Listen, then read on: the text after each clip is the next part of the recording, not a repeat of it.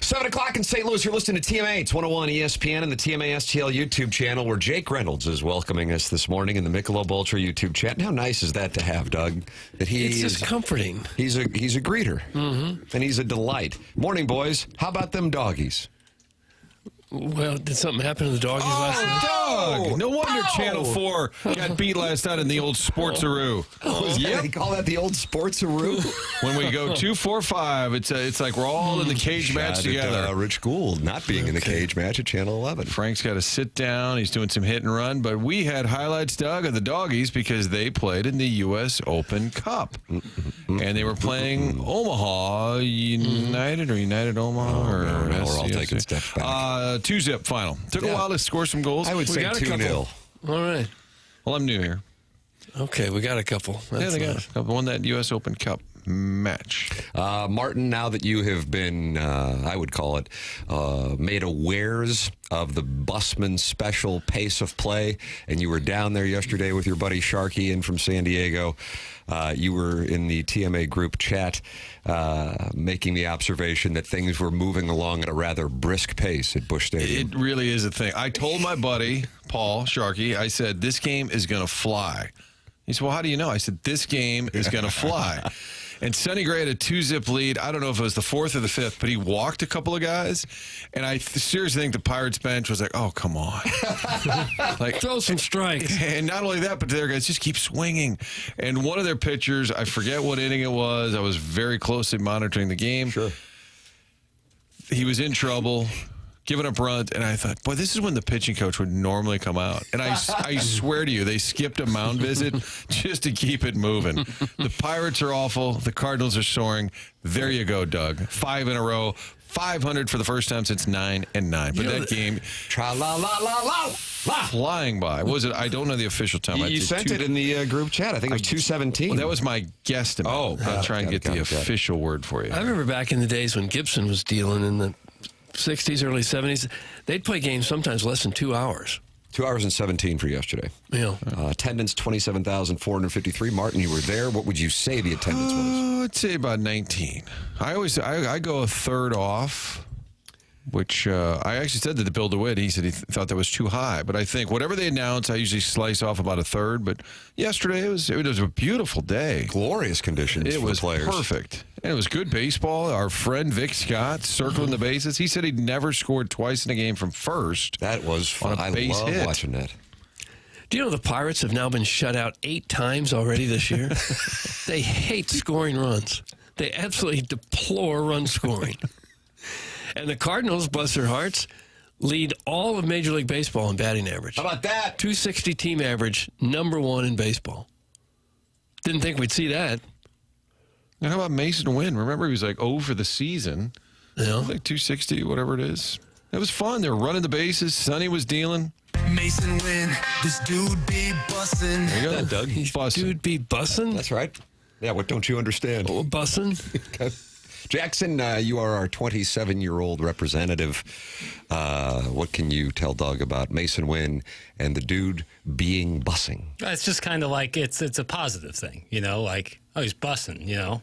Does that answer your like question? this, Does that sassify you? Like we used to say, keep on trucking? Like this Peking duck. This Peking duck is That's bussing. food, right? Right, it's delicious. It's So can a great. player also be bussing? Yeah, something is great. They're bussing. But why would you choose bussin' as that word to describe greatness? It might have to do like when you take a piece of jewelry and you put diamonds all over it. It's called a bust down, and so it's kind of like that. That's just a guess. I don't know if that's 100% accurate. Huh. A bust down. I've never heard that word either. Yeah. This show's currency seems to be stupidity. Right, so that's correct. I was noting during the game, they still do the old school da-da-da-da, charge. Oh, nice. And I was thinking, where did that come from? Da-da-da-da, charge. That old Like a cavalry military, thing? yeah, Yeah. like a battle cry. Was that what the horn boy would do? And then people would yell "charge" back in wartime. Is that where it comes Feels from? military in Here its we go. nature. You might have There we heard go. it, What do you got? on F Troop at some point. It is written by a guy named Tommy Walker, Tommy Walker. who was a junior at USC in the fall of '46. Oh, wow. Fresh off WW2, Doug. That makes sense then. And then when the Brooklyn Dodgers moved to L.A., they started using it. They started playing the 6 notes of the charge fanfare, as it's called. So the guy at USC started it. And then it got, I think, even more popularized by the Flintstones. Flintstones? So I don't remember that. They used it, I guess, Who in one did of the their Flintstones charge? I don't know Mr. who they Slate? did. It just was, Yeah, he was a Banny Rooster. it was just used in the Flintstones in the 60s. You know, Dave Murray's son went to USC, and he was the yell leader during those great Reggie Bush, Pete Carroll teams. Oh, yeah? They had a yell leader. They have a yell leader at Mizzou. You get, one of those giant megaphones. With, not... Dave Murray was the yell leader. His son. Oh, son. His son went to USC, and Dave was huge into Reggie Bush, Pete Carroll, that whole team, because his son was the yell leader. I kind of like that. You get the cheering squad. Maybe to get to that next level, Mizzou, Coach Drink, get a yell leader. Jackson's uncomfortable with what goes on in College Station. Are those yell leaders? Yeah, oh yeah. See, Why you don't hear you that? like You him? hear that? You can sense right disdain. there that he's uncomfortable with it. I don't know what he's uncomfortable with. I just know he is uncomfortable with it. They practice the night before. They're all This is a show, of course, that frowns on preparation. practicing cheering. You have to practice cheering at midnight the night before, and they're dressed like milkmen. And they there's weird positions that they get in. It's very the whole Texas A&M thing is kind of odd. Wow. They're it's like an army and the general's a dog. It's a whole confusing thing. Well, if you're Gig'em, call in 314-974-0101. Callier and Thompson phone lines. Air Comfort Service, sponsor of our text line 314-399-9646. Martin, you have been working on the Stiefel dossier, and we have a friend dropping by, Doug, because yours said that ours is the type. Ours is the type of show where friends feel they can drop by at any time. Strick will be here, 9 o'clock. Andy Strickland, FanDuel Sports Network, also the Cam and Strick podcast. And I like that podcast. And the first, you'll listen, who's the guest? So-and-so, played for the Panthers for 10 years. But the first hour and a half is Cam dunking on Andy, Andy giving it back to Cam. They just give each other crap for about an hour and a half. And then Type of podcast. All right, let's get to our guest. So Strick will be here. We'll talk some Blues, of course. Some of the boys were in the green seats yesterday. Yes. Falker. Neighbors. Gaylord Fokker from Meet the Parents, Doug. Remember that? Hard to believe it's 25 years Ben old. Stiller. May of 2000. How about that? Terry Polo, am I right? Terry Polo? I don't know Terry Polo. Pretty sure. And she did Okay. Playboy like in I 2006. just don't know the years, Tim. Jackson, check on that. Tyler Tucker, Joel Hofer. Who am I forgetting? That I believe Gusarov? Dylan Holloway and Take your shirt off. Did you see him in any cast? No, I have to be honest. So Nick Leddy was the other one. So in the Cards clubhouse, the Blues players were hanging with Burleson and Donovan for a long time, just talking whatever. And there were people, media type, now who's that? And we were going through them all. I couldn't identify the sixth, and it was Holloway. He must have cut his hair or something. I did not recognize him, but I thought Tucker was the one I saw in kind of a knee brace situation. that would make sense. But Holloway was kind of staged up into the locker of Brian Donovan. Right there. Did he yell at anybody to take their shirt He was yelling off? at the media to take their shirt off. And I said, I don't recommend that. But yeah, the boys are right there behind home plate. Get Falk off my team immediately wearing a hat like that. Doug, what Kind of had like one of those Cubano poker hat. What would you call? What do you call those? Those kind of I don't know. straw hat. That you Jackson, did you see this, or were you in the pregame for the Knicks and Celtics already? I was in pregame mode, but I can certainly, I love myself a nice piece of hat, so I'll take a look. love myself a piece nice of piece of hat. hat. Who's this? This was Tyler Tucker or Falk? Justin Falk. Justin Falk. Number I believe it was 72. one of those. In your hearts. Number one. Okay. Yeah. You know, when your friends try and throw a little cigar party and it's a Havana night, and then they have that kind of little hat. That's the what I remember. Right. I'm not a fan as Jackson is. Of You what, don't love a nice piece of hat. I don't study a piece Doug, of you ever hat. heard that phrase? I have not. Jackson's a gift. I'm looking it up, and all I'm getting is the Cardinals and the Vatican, so you know what? Oh wow, smoke, Yeah, black smoke, saw that. papal conclave. That's right. Stole it from Jackson. Yeah, they did steal that from this program. People are saying it's called a fedora. Oh, okay. Oh. But I thought it was more of a. Marcia's burner said it was a sombrero. Probably not. Fedora, good God, Martin. Hey, That's from the come on. president of special projects. And I knew we had a vice president. I didn't know we had a president. But I felt like it had a little more of that Havana vibe.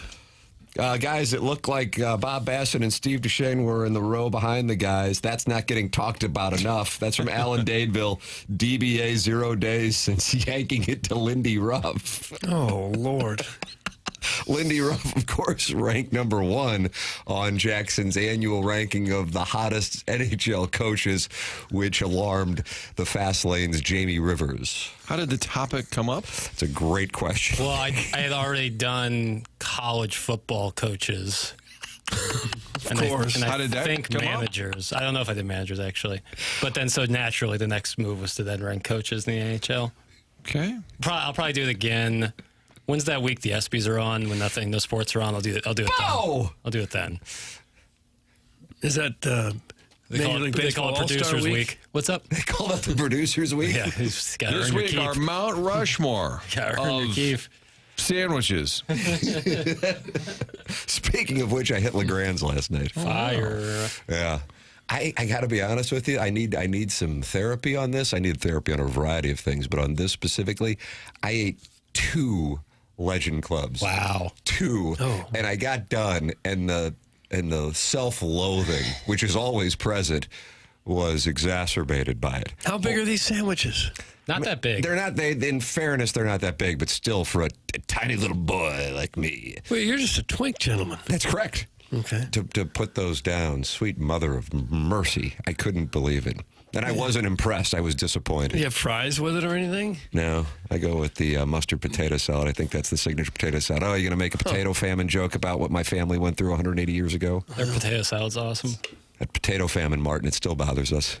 Thank you. It's too fresh. They just wouldn't grow. Honestly, non-mustard potato salad can kick rocks. Wow, this guy's full of takes. He wants a Mayonnaise. nice piece of hat. Slow down. Weak. You like a little bit of bacon in that German potato salad? No, nope. Weak. No. Red skin potato salad also. If it's not mustard based, I don't want it. Kick rocks.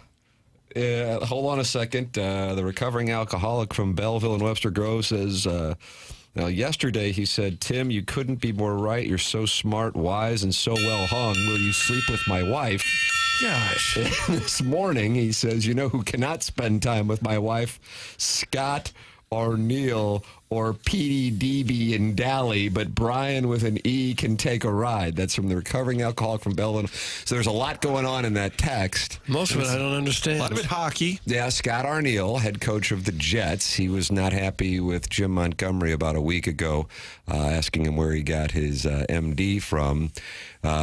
So he is not allowed to sleep with the recovering alcoholic's wife. Sounds like Pete DeBoer, perhaps. Is that what he's making reference to? Taking shrapnel there, yeah. Yeah. The Dallas Stars won that game in Winnipeg. Doug, you are allowed to win games in Winnipeg. It can be done. And Brian with an E was for a handful of months a producer on TMA.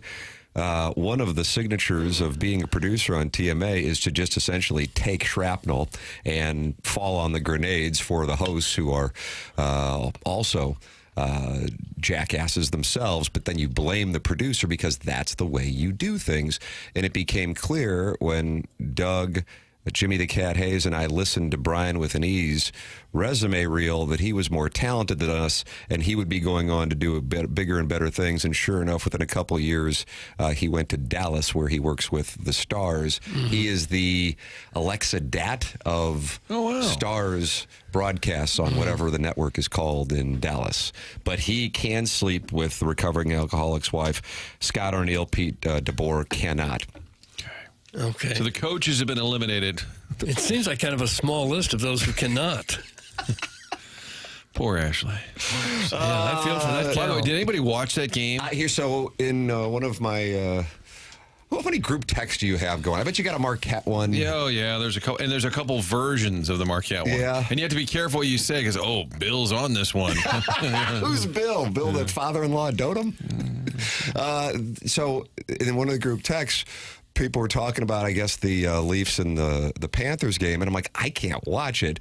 And then somebody brought up the Jets and Dallas game, and I'm like, I definitely can't watch that.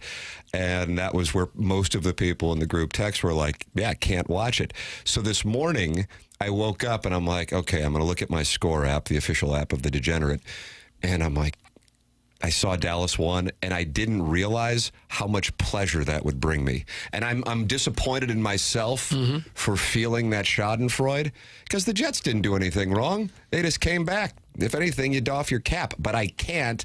I'm a petty little boy. And I was thrilled to see that Dallas won. Shifley was back, and he had a goal for the Jets. How about that? He was all over the place. But what was interesting is at the end, Morrissey was not, and Logan Stanley, who likes picking on small boys, was not. but they pulled the goalie. It was 6-on-5 for about the last 2 minutes of the game. And the Jets were hammering that same net. And I was having like PTSD watching the game. And there was one, it was real loose in front of Ottinger.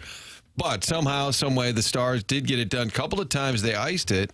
And I thought maybe JK is onto something. Like, this is what these teams do. And producer Dave and I were watching, and he was screaming, skate it out.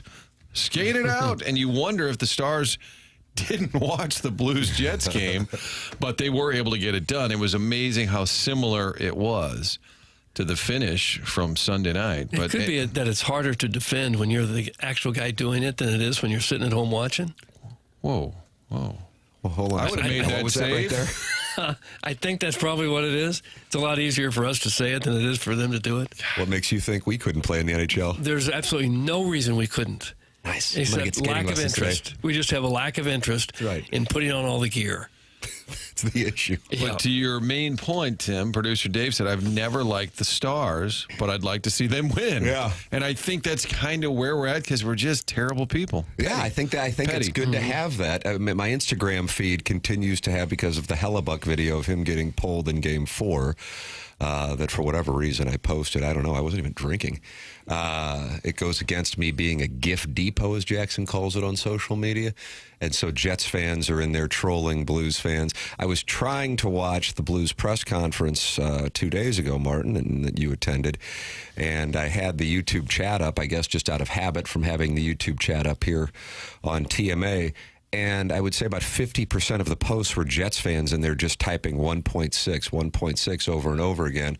And I'm like, I mean, is that what we're really doing? But I'm sure some Blues fans, posted to Boston fans the gif of Marchand crying, in 2019. Hell, I don't know. So every fan base has their jack ponies, right? And trolls. But yeah, I have to acknowledge, when I saw the Dallas Stars won 3-2 over the Jets this morning, looking at my score app, I had a little shot of dopamine. Mikko Rantanen's on a major heater. Another hat trick. Hat trick. 2 hat tricks in a row. That hadn't been done since Jari Kurri, 1985 of the Oilers. Fun facts for no and tell. He was hammering away. He's 3 goals in about 8 minutes against Connor Hellebuck, who I still think could be their downfall at some point. That just seems to still be a possibility for Connor Hellebuck. Scott Arniel not happy with his team afterwards. And you do wonder if a lot of energy was spent, and also, of course, the health of the team. Like, Shifley's back out there, but I'm sure, he's not even remotely close to 100%. Morrissey must have really taken a hit in that Game 7 against the Blues, because that has carried over with him not playing, and Stanley not able to go out there and pick on somebody my size last night, which is a real shame. That's kind of a playoff tradition for him. He likes to be 6'8" and pick on the 5. It's kind of nice to see him on the bench, or in the press box, rather. Yeah, just not playing. A lot of people delighted with the Stars winning last night. It brought me great joy to see the Stars score this morning, and even more joy watching the replays and hella fraud giving up those goals. Their stupid fans actually have the audacity to chant U.S. backup at Ottinger when their goalie's a sieve. Go Stars, go. There is the star of Doug Vaughn's Real Housewives of TMA, Sharon in Clayton, who Arbor Day unfortunately calls time sharing in Clayton. I don't think she'll like that. They don't do timeshares. Yes, we're the Real Housewives of TMA. Dolly Parton sing the song. Got a great song, just don't really have a show. We're in Casting's pre-production. coming up. We're in The pre-production. auditions are at the Brio patio over Memorial Day weekend. That's to kind of sift out those who go to the lake. Maybe we should really do that at Brio. You think they'd I'm be on thinking board? maybe we really should. Doug, how do you not know the year? That's from Dave in Mofalla. How do I not know the year? Of what now?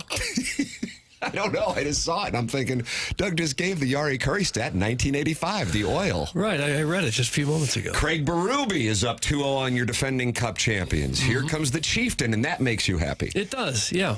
I'm rooting for Toronto to win the whole thing now. And you hate the United States. Why? I don't hate the United States.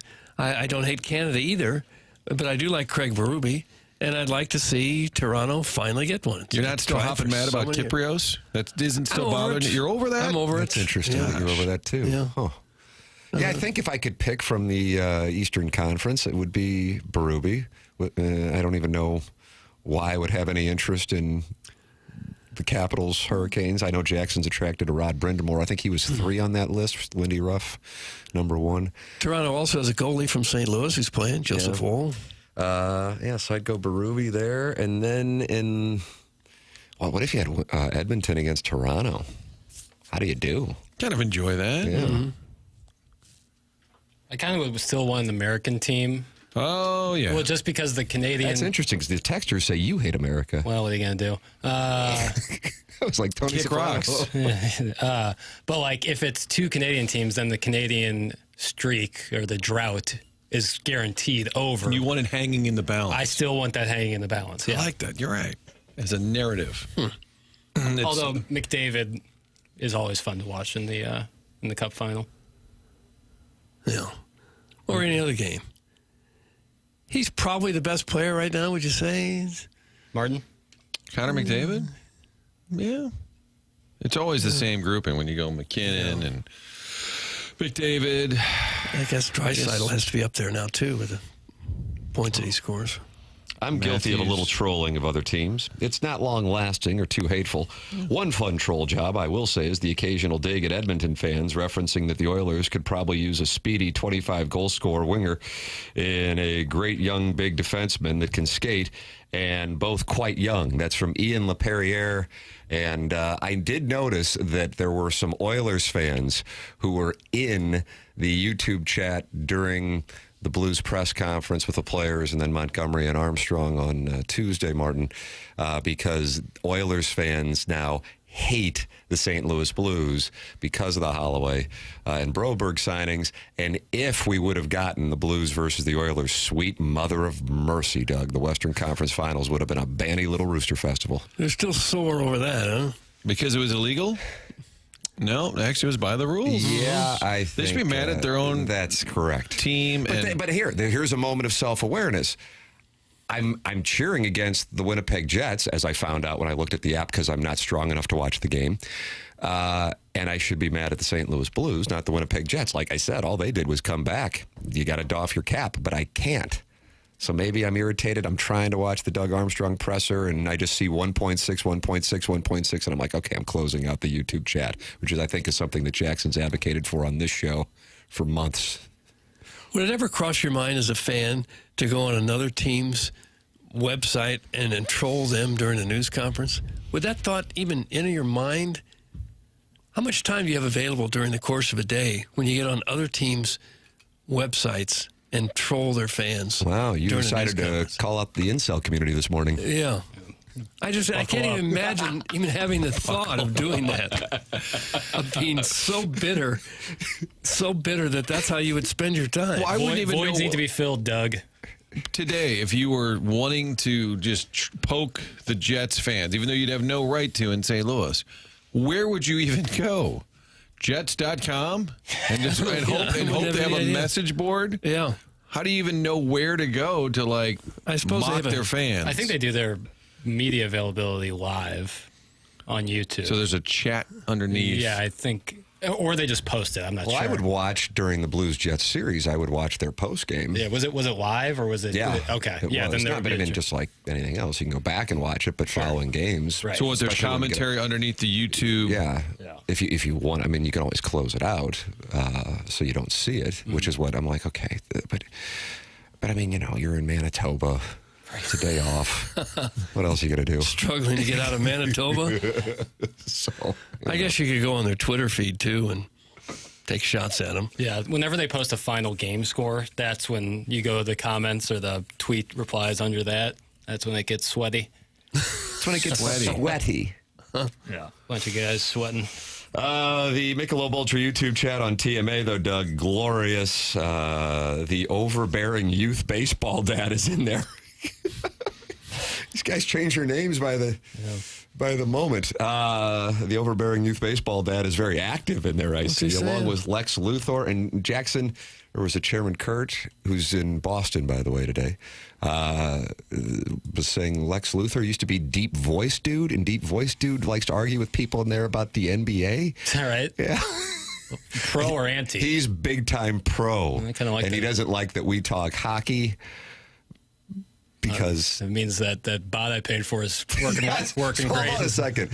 Lex Luthor in the YouTube chat, presented to you by Michelob Ultra, formerly Deep Voice Dude, is a bot that you created, like an AI agent? Yeah. I might have said too much. Boy, this Jackson, he's got a lot of things going on over there. And he loves him a nice piece of hat. We learned That was a earlier. misspeak. That was a misspeak. No, that works. It does work. They're going to live on, man. Nice piece. It's a real nice piece of hat. By the way, That does how I can tell anything. I looked. I did think the name for that hat had something. I know what a fedora is, but I thought the Cuban version was a little different. But you can get yourself. Justin Funk fedoras, they're available. There's straw fedoras available. Then there's the Tommy Bahama version, which is more expensive. And there's the Guayabara shirt. Yeah, and then there's the Havana collection. So we'll take your piece of hat. Do you like a Cuban sandwich? Love. Yeah, isn't that why you and Doug went to some crap hole in Jupiter? It wasn't for the Cuban sandwich, and it was good Doug, food. did you eat a bone or something? Doug said it was the worst meal he had. Doug tried cutting his chicken and the fork broke. Jupiter, and you have a million world-class places to dine, and Jackson takes you to what? A Polo Fast food. Tropical? Yeah, Pollo Fast Tropical. food, yeah. It was good. They just didn't have plantains. I heard They it. didn't wasn't good. defrost the chicken, apparently. Well, No. I heard it first from Jackson. I said, because I got there later, and I said, what'd you do? He goes, I went to this great Cuban place, had a nice lunch, and very glowing reviews. And then I see Doug. I said, where'd he go? Oh, it was awful. Just awful. It was fast food. It was like going to a Cuban Burger King or something. No, it was like a Caribbean Chipotle. And I thought it was delightful. Okay. And I used to love going there when I lived in Florida, and I wanted to go back. Chairman right. Kurt, who I noted was off today and tomorrow, vacationing in Boston. He's going to take in the Red Sox and Rangers, Doug. Yeah, fun trip. He is in the Michelob Ultra YouTube chat, and with caps, which means I have to yell, and it's my voice is many call the most sacred instrument in St. Louis. I don't know. Says, this is supposed to be a sports show. Why are we talking hats? That's from Chairman Kurt. Okay. Who normally is taking the calls, the Kelly Thompson phone lines, but he's up in Boston, not happy with the content of the show, representing our friends, the Olds. And it's a nice gesture. The Olds, and he must be up in Southie watching this program. He's going to have himself quite a little weekend. He is. Met some gal online. Got to meet up there, go to a Red Sox See game. what the word is? Mm-hmm. Yeah, the word. He'll have himself quite a little time. Aye, yeah. What's the word?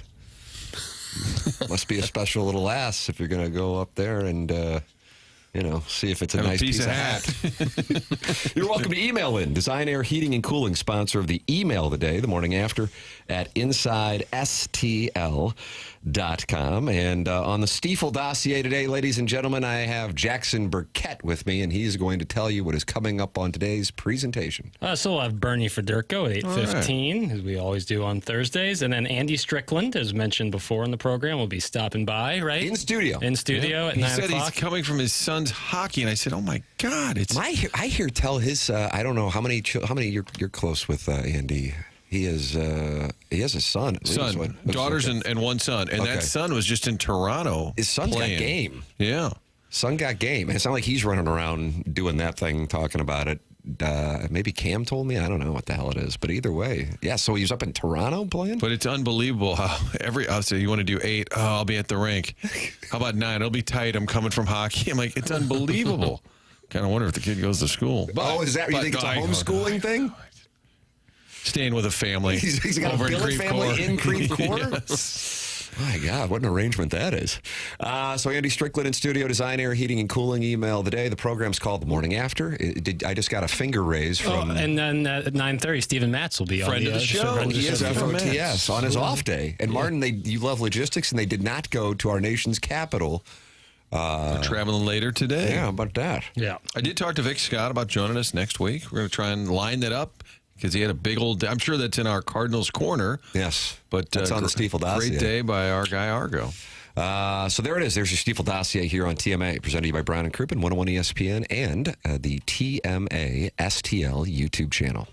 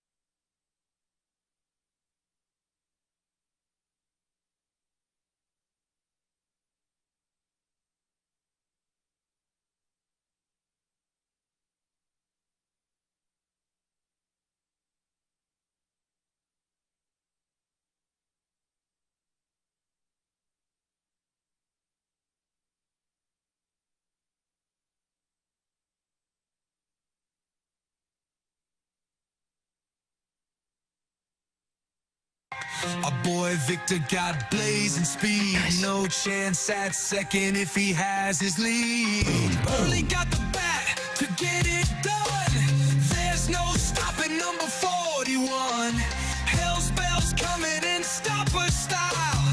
Lights turn red, B-Fib go wild. Look out now. How can you not be fired up for this series in Washington as the Cardinals and Nationals will meet, reminiscent of the 2019 NLCS? Well, Washington's no good either. Okay. And so the Cardinals have a chance. Either. Yeah, I caught that. Either. Well, like the Pirates aren't any good. Okay. So they could continue this Good streak. save. Yeah, that was a nice save. They could Kick continue save this and a beauty. streak and be, 1 or 2 out by the end of the weekend. Well, this team is in second place, along with 2 other teams. Martin, greatest pennant race in St. Louis history, I got to do this since 1982 because I might have something in the 60s. Didn't the Cardinals have a great 64? Yeah, they came from like 6 Phillies games back kinda with tanked, 12 is that to right? play. Yeah. 1985 Cardinals and Mets is the NL Central in 2025, reminiscent of the 1985 pennant race. Co-division champions in 01. Remember the debate with Houston? Yeah, Who they won the were division? mad about the sign. Jeff Tabaka was brought in for his one appearance that year and promptly gave up a home run to Lance Berkman. I recall being in the press box. You might have been sitting next to me when Jeff Tabaka was brought in. Feels like we knew it was a bad idea Yes. at the time. And I remember Bernie Miklasz was sitting right in front of us, and he turns around, and the TV slappies are sitting together, especially me, lead slappy, and he goes, Jeff Tabaka? Who? And he gives up a home run, and boy, the skipper was not happy to answer questions about that. Jeff Tabaka would never throw another pitch in Major League Baseball. No, probably not. Probably shouldn't. But the Cardinals were co-division champions, but in that year, you got into the postseason if you didn't win the division. In 85, of course, as we talked about with Dwight Gooden, the Mets were on the outside looking in, as great as they were. This year, though, the nation is talking about the 2025 National League Central, where 4 teams are within 3 games of first place, and 3 teams are tied for second, all at 19 and 19. This is fun. Not as much fun as 1964, when Phillies manager Gene Mauch, in a bit of a panic, went to a 2-man pitching rotation of Jim Bunning and Chris Short. And I'll be darned if they didn't run out of gas there at the end. 2-man. Where's Calvin? Would you say using 2 pitchers is a good He idea? had 2 All-Stars and nothing else. Kind of worked for the Twins. Yeah. 1987. Doug, if they can only get hot, they could win this baby. That's from Jackie Scissors. Well, no, that's true. That's true. I don't think you give up on this Redbird Ball Club. Nice. This team appears ready to soar. We can just get a few games on the road. 4-13 on the road, 15-6 at home. Have you ever seen such a disparity as that? I'm sure it's had to have happened, but I can't remember it. No. It really is something else when you take a look at those numbers on the road versus at home. 4-13, as Doug was just saying, 15-6 at home. There is nothing like it. The Dodgers are actually even better at home, but they are above 500 on the road. They're 15-3. So the Cardinals will be on the road for a good long while here as they head to Washington later this afternoon to take on Natitude, a team that is below 500 themselves. But the pleasant, delightful gentleman, Luke and Baker, Doug, your guy. Yes. He will not be joining them. Oh, no, what happened? He's been sent down as there will be activation for Ivan Herrera. And they're going to carry 3 catchers. And Baker is the one who does not get to make the trip. Yeah, He had a big hit yesterday, He too. did, double. He wasn't getting much playing time. And you got to find a spot for Herrera. And he's a pseudo DH, so it's almost it's not just as a catcher. And he homered again the other day in Memphis. He's a hitting machine. I feel bad for Doug's guy. Yeah. Pleasant gentleman. So pleasant. He is a really good guy. But the Cardinals had to move him out, and he will not make the trip to D.C. So the Cardinals go on the road for 9, where it has been problematic for them. They start in Washington, off to Philadelphia, then in Kansas City. But they have been hot. Doug does not like when a team wins series. You like when they sweep a series, and they did it. Yes. So you approve of what happened yesterday? I approve of a sweep, yeah, because all that really matters is you got 3 wins. Winning 2 of 3 against the Mets, one of the best teams in the game, not good. Well, it just doesn't matter. It's neither good or bad. The only thing that matters is you were 2-1. Don't you like a measuring stick? And the measuring stick is they won 2 and they lost 1. You mean Mets. to tell me that Jose Buto can't come on? We didn't get him after that Mets game, did we? Because he was upset about the sweep and the double You know, header. if the Cardinals hadn't squandered a couple of those late inning games on that previous road trip, which were very winnable, they squandered some in the 8th, 9th, 10th innings. The Mets series was tough. Yeah, had they gotten just a couple of those wins, they could be sitting in first place right now. They'd be one of the biggest stories in baseball. And that's sort of what Ali Marmol was saying post-game. He said, if you look at the games on the road, he said, we've had a bunch of games that were right there. They didn't win. However, if you don't start winning on the road, I believe it becomes such a narrative. Like all of a sudden, it's just, boy, how come you can't win on the road? How come you? I think then it just kind of sits in the back of their mind. But he's not entirely wrong. There's plenty of games on the road that they should have won. They'll be going up against Mitchell Parker tomorrow, who's pitched pretty well for Washington. It is for the Cardinals going to be Fedde, Palante, and Michaelis for this series. Kind of a nice break. They don't deal with Zach Wheeler when they go to Philadelphia, at least as the rotation is currently projected. So they dodged the best with Philadelphia, although Nola is currently scheduled to pitch the game that will likely take about 90 minutes on Wednesday in Philadelphia. Just keep an eye on that. That if you Friday if you game. like these unders. That Friday game's an Apple TV game. You just know that's going to get them going, don't you? I don't like Apple nice TV. little nugget. Here you go. I don't like them. Nice little nugget. Put the games where I can find them with one press of the button. I don't want to subscribe to anything else. I don't want to remember another password. I don't want Apple TV for my ball games. It's like pulling a string on a doll. We were scrambling last night. That's why 'cause Jackson did it. Jackson knew it was going to happen. He knew where to put that puck on net. You like a good piece of Doug, don't you? I love a good piece of Scrambling dog. last night because the dogs were on Paramount and we're around the whole bay. Anybody got a Paramount subscription? I got one if you need it. Okay. It's good to know. We're asking people, hey, does your daughter have a Apple right. TV? Does anybody have a That's the world we're It living just in. seems like it should get easier as time goes by, not I agree harder. with you. I agree. I do share that sentiment. You talk like the Cardinals could actually win the division because the NL Central's so bad. However, the Cubs are 22-16, yet have only played 6 games against NL Central foes. Unfortunately, the Cubs are for real. Doug, that comes from I Hate Paper Straws. Well, I don't really like paper straws either because they melt Bonding and moment. wilt. Yeah. They don't really do the job. Nor do I like microplastics in my brain with the plastic straws. It's a real catch-22 here. Choose your poison. It's really a difficult choice. The first 5 minutes of a paper straw is okay. It takes a big downturn after that. Yeah. Well, Doug, they're not happy about us talking about the Cardinals. Why not? We've reached a real moment in St. Louis sports timeline when you cannot talk about the Cardinals. Or hockey. Or F hats. the Cardinals! Move! I'd rather watch my dog take a blank on our bed! That's from Father Brown Eye, and he's got Come that on. parish over in Belleville. Wow, the good father's upset. Again, I'm enjoying the show. Me too, base burglar.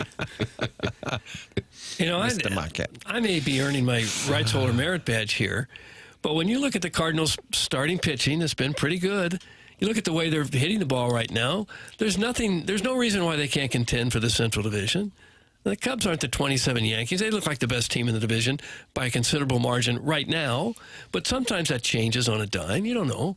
I keep having this timeline as we go through the season, and the team, now is at 500, and by the letter of the law, they're a second-place team, albeit sharing that title with the Brewers and the Reds. The Blues owned the market from the moment the season started because they were in the midst of the run up until Sunday night, and understandably so. That was going on when the Blues would be in the playoffs, even when the Cardinals had great teams, and the Rams were here for that matter, and had great teams. Now, of course, that wasn't football season overlapping, but you would have the draft overlapping. So that, to me, is not a fair apples-to-apples comparison. However, now let's say that they go 5-4 on the road trip, and I don't think that would be too ridiculous of an ask, considering they've got an attitude and the Royals, who are fine but not on fire, and they don't have to deal with the best of the best with Philadelphia at the moment. That they come back to St. Louis, kids are starting to get out of school. Do you think we would see people getting on board? I think so. Do you? You know, what else are you going to do in St. Louis? What else we got going on? What a campaign. Is that the That's marketing? what the Cardinals should do. Cardinal baseball. What else you got to do in this town? I think wasn't the best case scenario. Get to the summer and have a decent team that's fun to watch at times. Mm-hmm. And Victor Scott's circling the bases like that. I love that because it brings me back to 1985, 1987 Cardinal baseball. And Mason Witt even said post-game, I said, how does it affect you at the plate? He said, man, I love it when he's on. He said, I see a lot more fastballs because they're so worried about him. They're so worried about him stealing. It's having an effect on others. It was great. There was no home runs. There was just a lot of station to station, Doug. Yeah. Moving around the old base paths. It was fun. Maybe they ought to work him up a little higher in the lineup. Get him on the bases more. I suggested double leadoff as a thing. I don't think he quite. I said it was a La Russa thing. Double leadoff. You're like the other. He's like, yeah, okay, yeah. That's when La Russa tried hitting the pitcher eighth a few times. He had to justify that by calling the ninth guy double lead. Yeah, man. Yeah, man, double lead off. So the pitcher had to get out of the way. Or no, the ninth hitter had the ultimate insult, but he was double leadoff. Double lead off. It's going to take a lot more than a 5-4 road trip to overcome the current apathy. That's from the 217. And I got to tell you, that was a concise text from the 217. I think it's accurate. You agree with it, Martin? I think that's fair. Yeah, oh, it's not going to happen overnight. It's not. But if we get another month or so into the season, month and a half, and they're right near the top, I think people would come back to the park in pretty good numbers. Big swing for Jordan Walker late in the game. Yeah. You just hope that that's a building block. And he's a very 1 for pleasant, 4, 2 RBIs. very pleasant guy as well. And he talks openly all the time about his struggles. And he said, I look at Win. He goes, that's encouraging. He goes, I see the work that Newt's doing in the cage. It's encouraging. So you need to get him going. Gorman's still a struggle. Gorman's hitting 182 and Walker 196. What are you trying to say? That's rough. That's rough. They need a legit outfield power threat so badly. It's no coincidence that this team performs when Newt Barr hits, but he cannot be counted on. That's from Kevin's brother. His first name is Jack, and then his last name is Demoff. You can't count on Newt.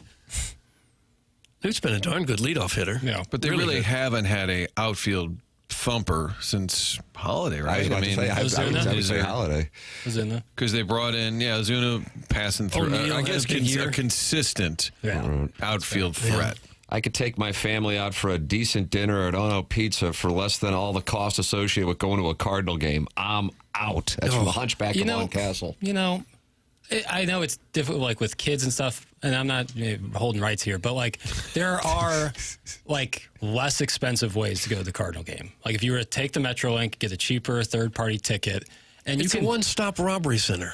not for a Cardinal You game. can't pay. Not for, Yeah, not, that's it's another Cardinal library. games for a Cardinal game, it's usually pretty packed in the MetroLink, and then you can bring outside food in. Like you can do that. Like I think some people don't know that. So Well, you don't people are have to have 10 beers. you don't have. You can have a beer, and then you can go for like less than $50-$60. I mean, obviously that's still a decent amount of money, but for an You experience can like manage that, the expense. and again, I know it's different with kids, and MetroLink might not be feasible, and then food and beer, but there are ways to go about it in a cheaper way. And it's not exactly cheap to go to a Blues game, but people are desperate to get tickets City, there same when the way. team's going good. Yeah. Hey, guys, yesterday my kids had an out-of-uniform day. And at pickup, it became abundantly clear. All these kids running around in Mahomes jerseys could give a rip about the Cardinals. Doug, that's from Big Tuft. I think those kids could give a rip about baseball. Yeah, I think that's an accurate perspective. Yeah. And yet kids are playing baseball as much as they ever have. Sure. The Little League teams and the training has become a cottage industry there. Right. Still playing in big numbers. I'm curious from parents, what jersey, I was having this discussion actually with Brett Knowles of St. Louis Starter Packs. I still think Jackson runs the account, but publicly Brett is running it. And we were BSing about this last week, and it's certainly a lot of Mahomes jerseys, international soccer, but also a lot of city red, and I don't know how often, like during the Blues playoff run, everybody in town was wearing, some kind of blue, not necessarily a sweater, but some would be, but some kind of Blues merch. So I'm curious what parents see the most of. But the reason for the observation was you do not see Cardinal stuff at this particular moment. And is that a reflection of the apathy or anger of parents toward the Cardinals, a lack of interest in the Cardinals from the kids, a lack of interest in baseball, watching baseball, not necessarily playing baseball from the kids? Or is it, on the other side, a reflection? I mean, Messi and, that's what I see the most of. See those, certainly see Chiefs gear, city stuff everywhere. What do you see? What do you see with? You're in a different age range, Martin. With a lot of Mahomes, a lot of Chiefs.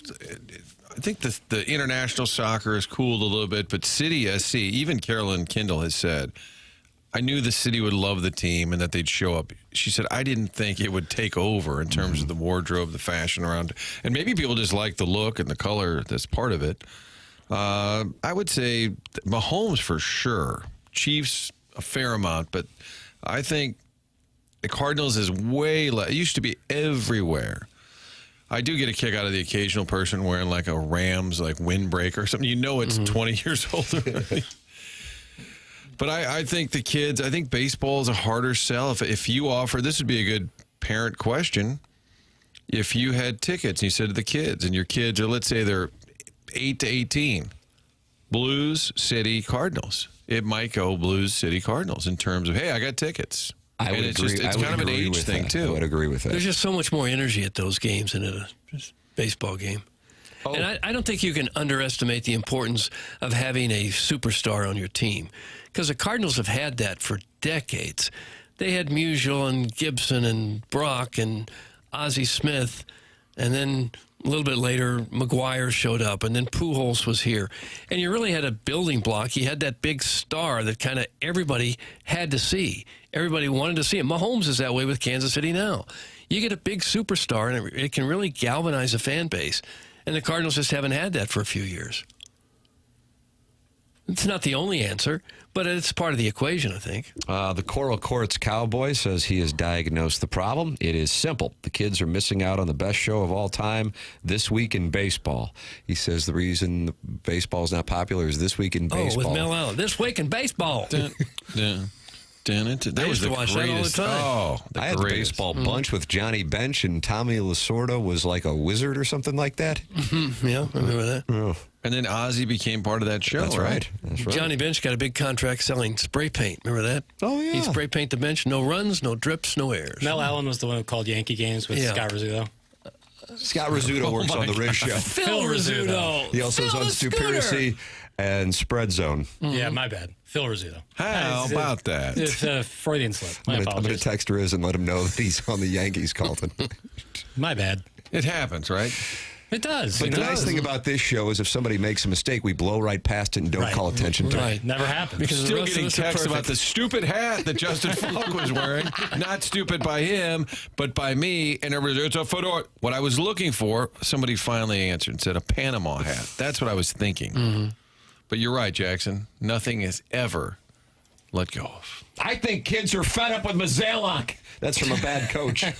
Martin, do you think that's the reason? I don't think the kids are. Their parents, maybe. You want to go to the game? 7-year-old. Nope, not till Mo's gone.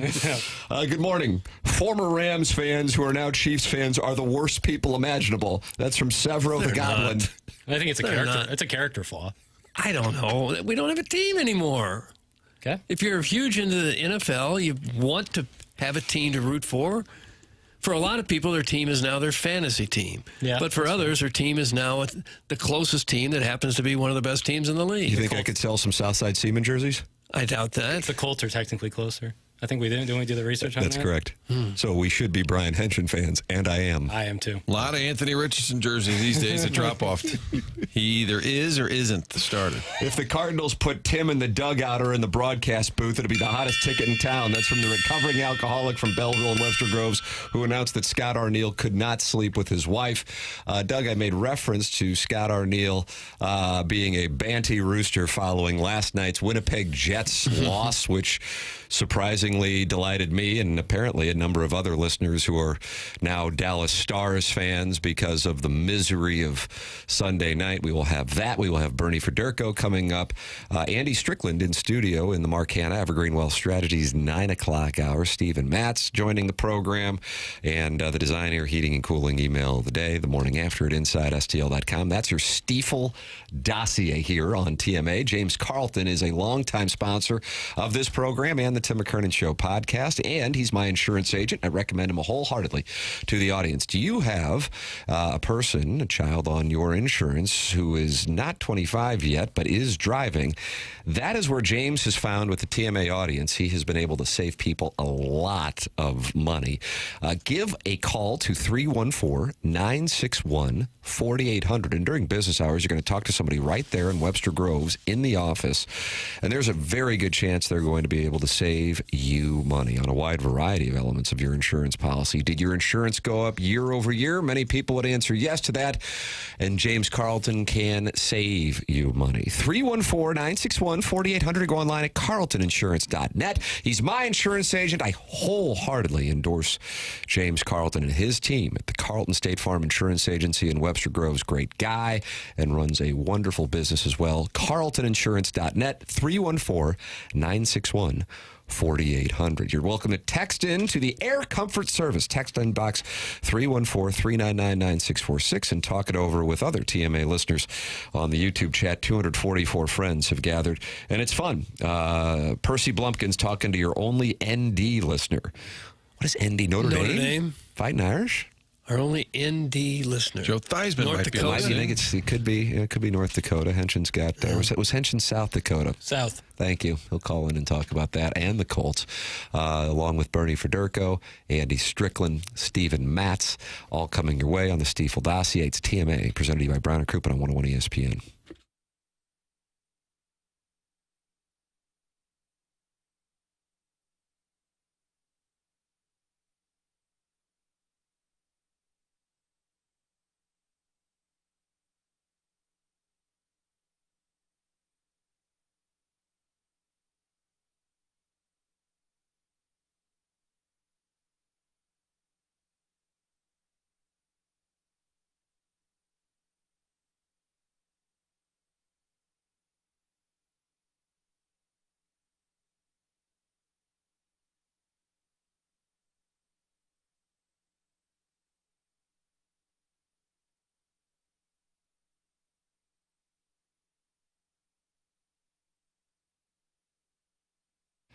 Tim McKernan here with Stewie from Stewart's American Mortgage. You can call him directly on his personal cell phone at 314-324-4440. You can Google the bagel loan. Stewie joins us now.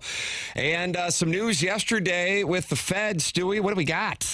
Tim, the Federal Reserve decided to leave rates unchanged. That means your credit card interest rates, car loan interest rates, everything is staying the same or going up.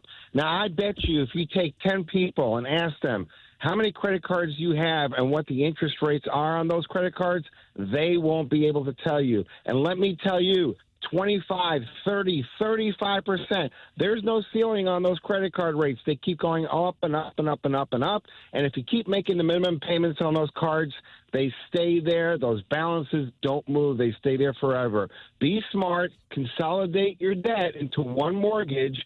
Improve your credit score. And then later on, when rates do drop back, we can go ahead and refinance you for free with the bagel loan. There you go. Stewie can help you out right now. Call 314-324-4440, or you can Google the bagel loan. It's Stewie with Stewart's American Mortgage. Thanks, Stewie.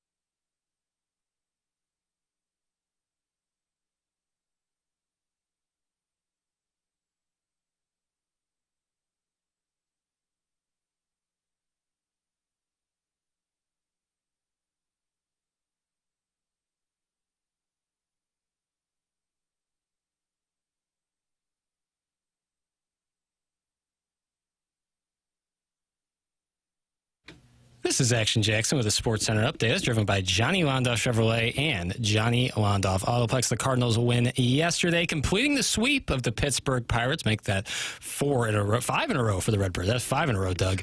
Cardinals are off today.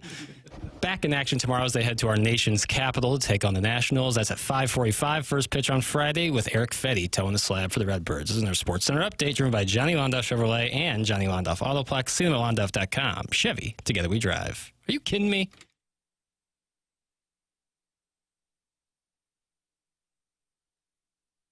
The Cubbies are going tra-la, tra-la. Look out on the mares, tra-la, tra-la. The Cardinals are coming, tra-la, tra-la.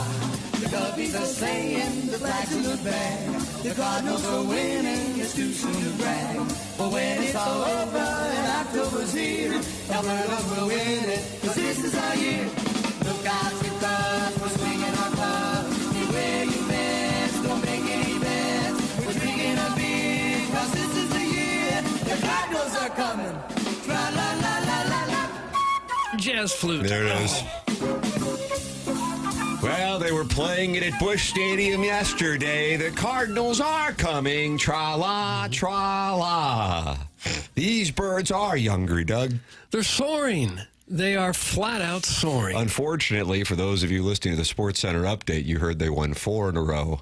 And then Martin Jackson was guy who discovers data while in the midst of Sports Center update. And then he corrected himself and said they won 5. They won 5, Doug. This is 5 They go by straight. days, and I forgot, and it slipped my mind. It was a twin bill. The Sunday was a twin bill, so I was just going by days, and then that's where I slipped up. But hey, listen, 5 in a row, even better, I say. I think there's someone out there like, oh, 4 in a row, and then they heard me switch or say 5 in a row. Like, oh, kinda God, look at made these their Redbirds. day. Made their day. So Yeah. it was like a nice little surprise, even though nothing Right. really changed. Right. No, not They had at all. always won 5 in a row. For but sure. in the delivery of it, you gave them a little bump. And it was certainly, you know, Cardinals on won purpose. 3 straight. Hey, you know what? Make it 5 in a row. Right, like you're deciding. The Rockies have lost 4 in a row. They're now 6-29. But here What's they it going to come. take for this team to win the World Series? The Rockies have to win almost all of the remaining games. Run the table. They get molten lava hot, Doug, and they win the baby. It's going to be a pony today in Denver with cold temperatures and a doubleheader with the Detroit Tigers in town. Tigers are really good.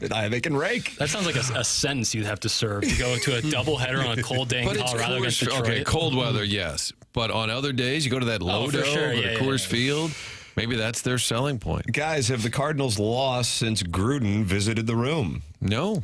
That's correct. Fun fact for no one They're tell. rained they out. also- They're rained out on them. Saturday. I see they also have the best record in the National League since Ollie got thrown out of that game. Uh-huh. Got him revved up. Well, in some of those road losses, that last trip, that Mets series for sure, when they were rolling Fernandez out, that's the frustration, I think, for some fans. You're like, what are you waiting for? And even in Ollie's defense, he doesn't make those moves. That's on Mo in the front office, like to ship people out. And they just sort of burn games, and you're like, you need those later. I mean, no, Doug doesn't care about a series win, but a loss here and there, like that is frustrating that they took so long to realize Fernandez, and Ollie's the one putting him out there, but he wasn't. It's not his decision to have him on the roster, but I do think that was a key maneuver, was to get him out of there. The moves did cost them in a major way. Either way, I think if we would have been sitting there when we were doing the program from Ballpark Village when I fell through the stage on opening day, Doug.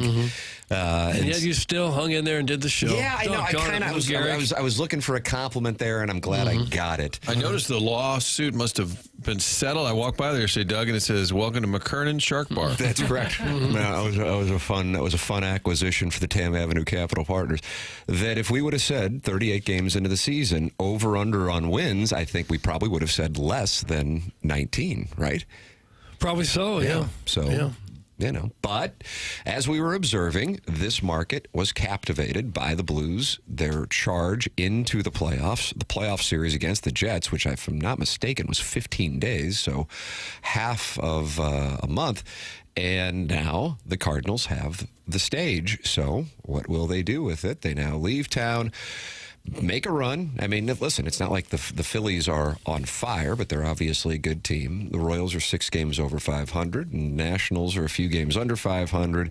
See what you can do. Come back to St. Louis and maybe get something going when you're in town, and have a 6-game homestand and see what kind of attendance you would look at then. Get involved on the program. Air Comfort Service is the sponsor of our text line, 314-399-9646. Coming up in about, Doug, I'm going to be specific, 6 minutes. 6 minutes from now. Yeah, and the Callier and Thompson phone lines will have Bernie Federko joining us. Here is what Scott Arniel had to say last night as the Jets looked a little hungover from the Blues series and their loss 3-2. Scott Arniel, who Jackson ranked as the 3rd most attractive coach in the NHL, I don't get it. was not pleased with his team's performance. There was a lot of sloppiness to that game. That did not feel like a playoff game in game 1 in round 2. That felt like game 45 in the middle of December. It obviously, we know the high that we were on coming off that St. Louis game, but man, this is the playoffs. That's a game that, no matter how how you start the game or however you get into the game, it's one of those ones that there's a way we have to play as a group, and that's not how we played tonight. Now, I can't comment on it because I'm mentally weak and have not reached a point where I can watch the Jets play hockey or any other team play hockey for that matter. But I do know that Jets fans were irritated by the performance of their team last night. And it was a scoreless first period, and all hell broke loose scoring-wise for both teams in the second period. But Mikko Rantanen had a part in 12 straight goals in this playoff series. He either assisted or scored on 12 straight Dallas goals. Didn't he get traded twice during the season? Yeah.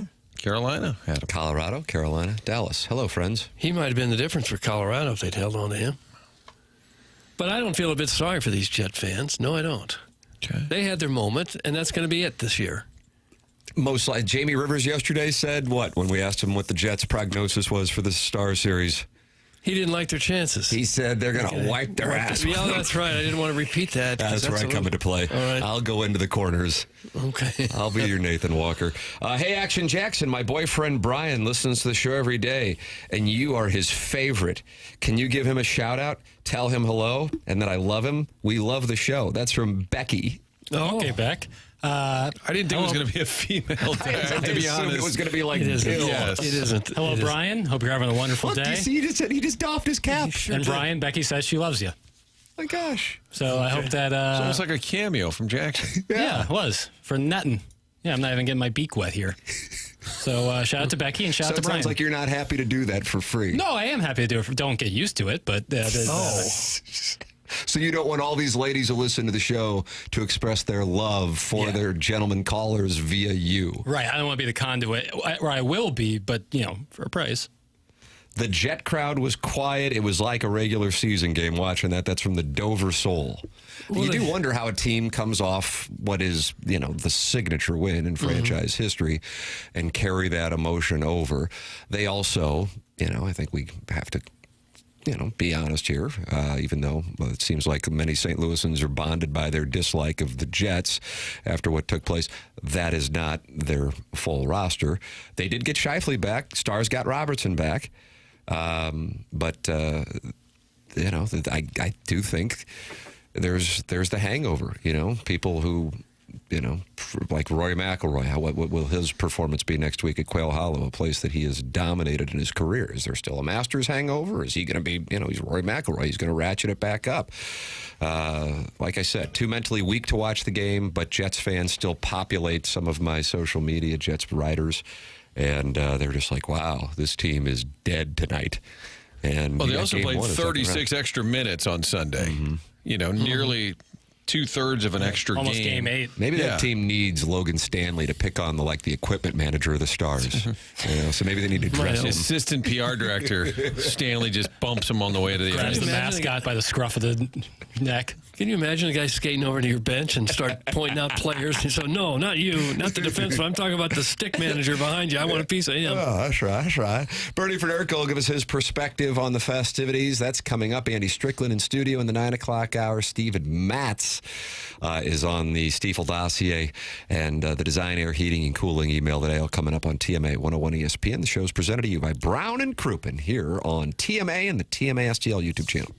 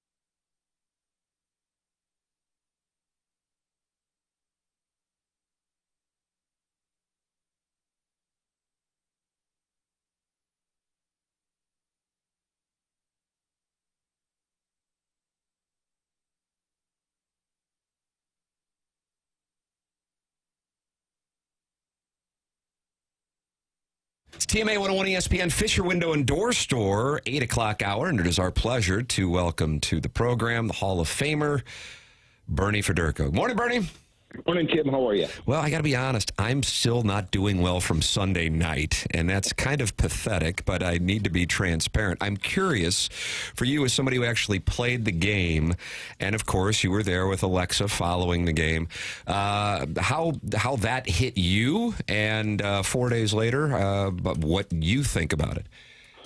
Well, it was shocking. I mean, I thought that game was over on Sunday. I mean, when they got the one, they got within one, but I felt, hey, they're not going to get a second one. There's no way. And especially as I was watching the clock run down, especially when Ehlers fanned on that first shot from the point, it was shocking to see that the puck went in. So I think I was like everything else and hoping that good things would happen in the overtime. But unfortunately, that's sport, and that makes it so difficult to swallow. And I don't know that the players obviously were devastated by it, and certainly the fans here were devastated. But as I say, is that that's kind of the way the cookie crumbles sometimes. Sometimes you get the right bounces, and sometimes you don't. And, 4 days later now I'm saying that, hey, I really was devastated by the fact that they lost, but I think that there were so many good things that happened since the Four Nations, and that the future of the team really looks bright.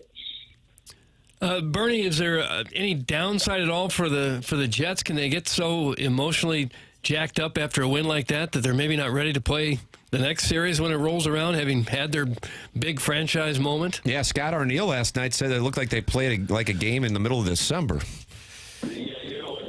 And affect them, but I mean, I think it does, Doug, from series to series. I mean, I don't even, whatever happened last night. I mean, it's still a best of 7 series. I mean, if you look at the Blues and Winnipeg series, I mean, the Winnipeg won the first 2, and certainly the Blues could have won that series. There's no question that they should have won it with the 2-goal lead in Game 7. But I mean, Dallas is a heck of a hockey club, and I mean, they got Robertson back. They're probably going to get Hastings back in the next couple of games as well. So I mean, when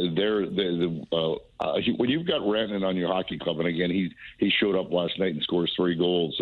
When you got something like that, I mean, Dallas is just a good team, and I think the Winnipeg maybe overmatched this time. And I don't think it's what Winnipeg is going to do. I think it's if Dallas plays as good as they can. I don't think that Winnipeg can beat Dallas. In the moment, Bernie, were you frustrated when they would continually ice the puck and wondering, and I know Buchnevich was the most obvious, but at any time were you thinking, man, if they would just skate it up ice or just take your time, you don't have to fire it. What were you thinking as it was playing out?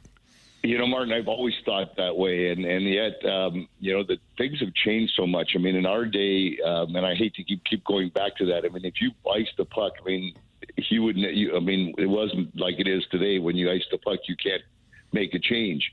But in our day, if you ice the puck, reason why you made a change is that you're never going to get out there again because you ice the puck, and because it could come back and end up in your net. So you didn't dare ice it and tried for the empty net unless you knew that you were either over the center ice or you were going to make it into that net. There's no doubt in your mind that it was going in. And now everybody just kind of just fires at it. They don't even look. They fired it, and they expect to win the faceoff, or they expect just another thing to happen good on the faceoff. And it bothers me every time somebody ices the puck. And yes, there was at least twice there that I thought they could have just dumped it off the glass or dumped it off the boards.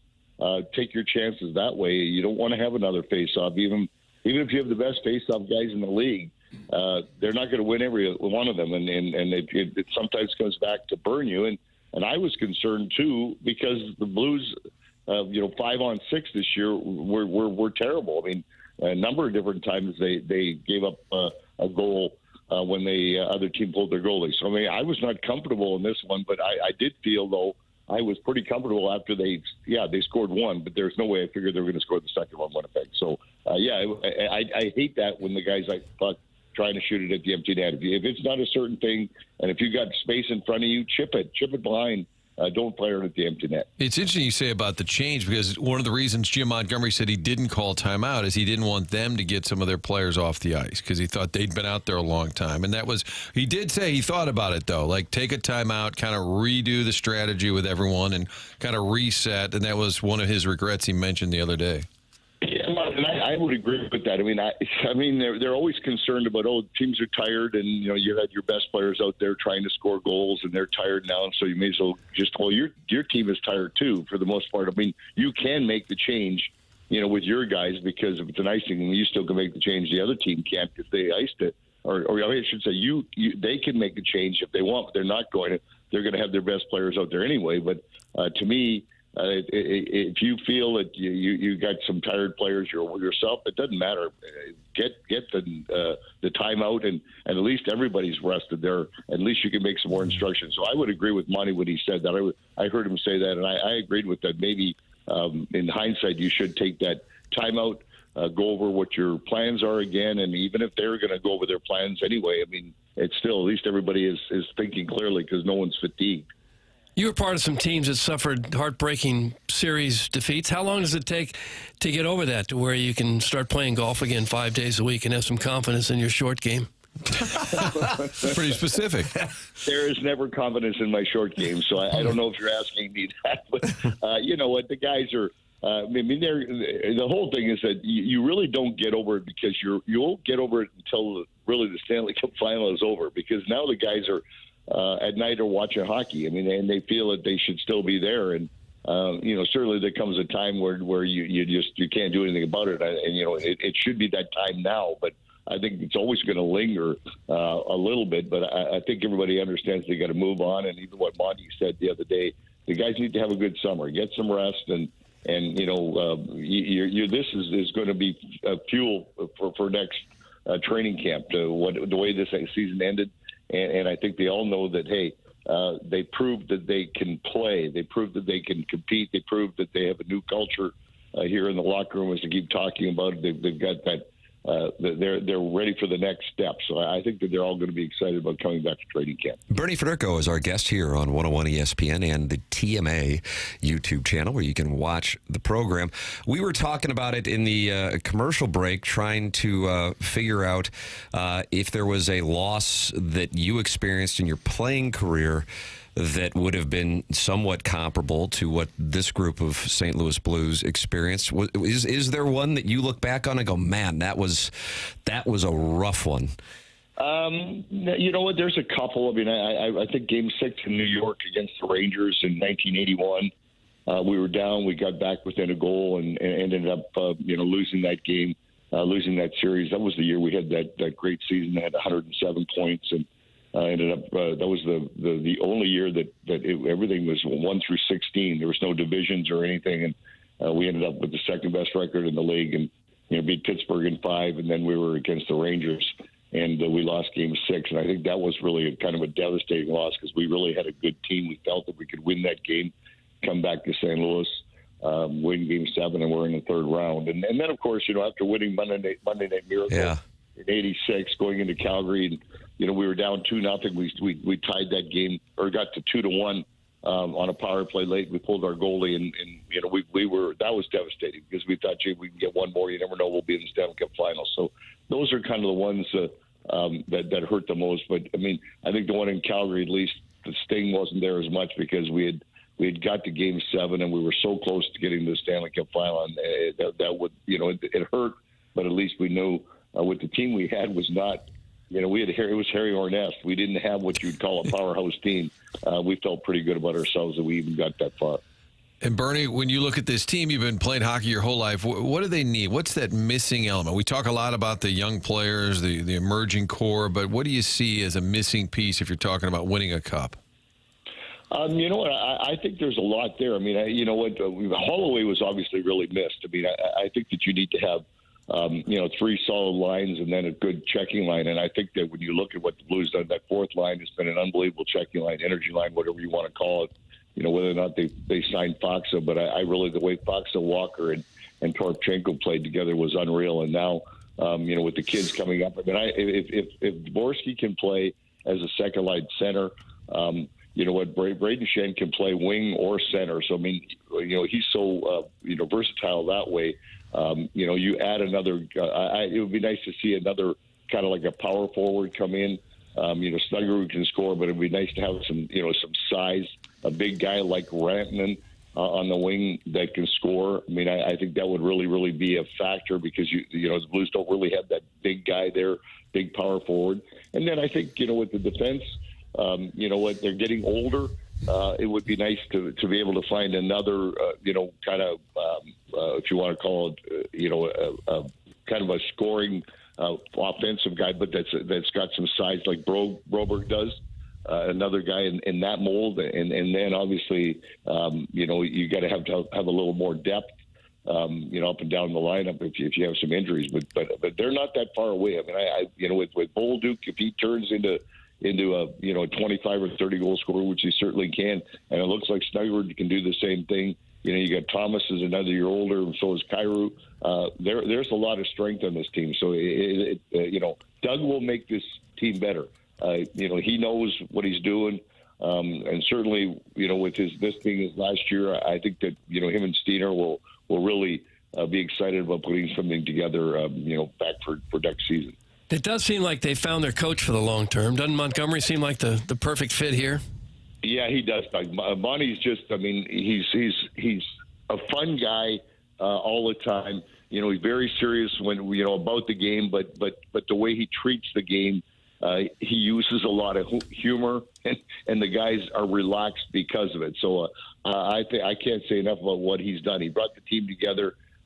You like playing for a guy that's got a personality, and Monty has got a personality that he uses not just on TV. He uses it in the locker room, on the ice. The guys know that they got to work hard for him. But he's also, he cares about them personally and about their lives, and not just about what goes on the ice. So I think that he's a perfect guy for any coach job, and I think that's why he's been so successful at every level that he's been, because I think he's a player's coach where he's got the personality. He can talk to them. They want to listen, and they want to do well. They want to be good for him because he's a good guy as well. Bernie, Jordan Kyrou is an elite scorer. We've seen that. We talk about him all the time. Can he do more of a two-way player? At this point, I think we know exactly who he is, and you need guys who can score goals. What could you do if you were on the staff, or if he called you and said, hey, Bernie, what can I do to go to the next level? I think Army described it as a mountain to climb, or he's ready for the next mountain. But what do you think? What advice would you give him to kind of get him to another level? Well, he's probably got to get a little bigger and stronger if he can.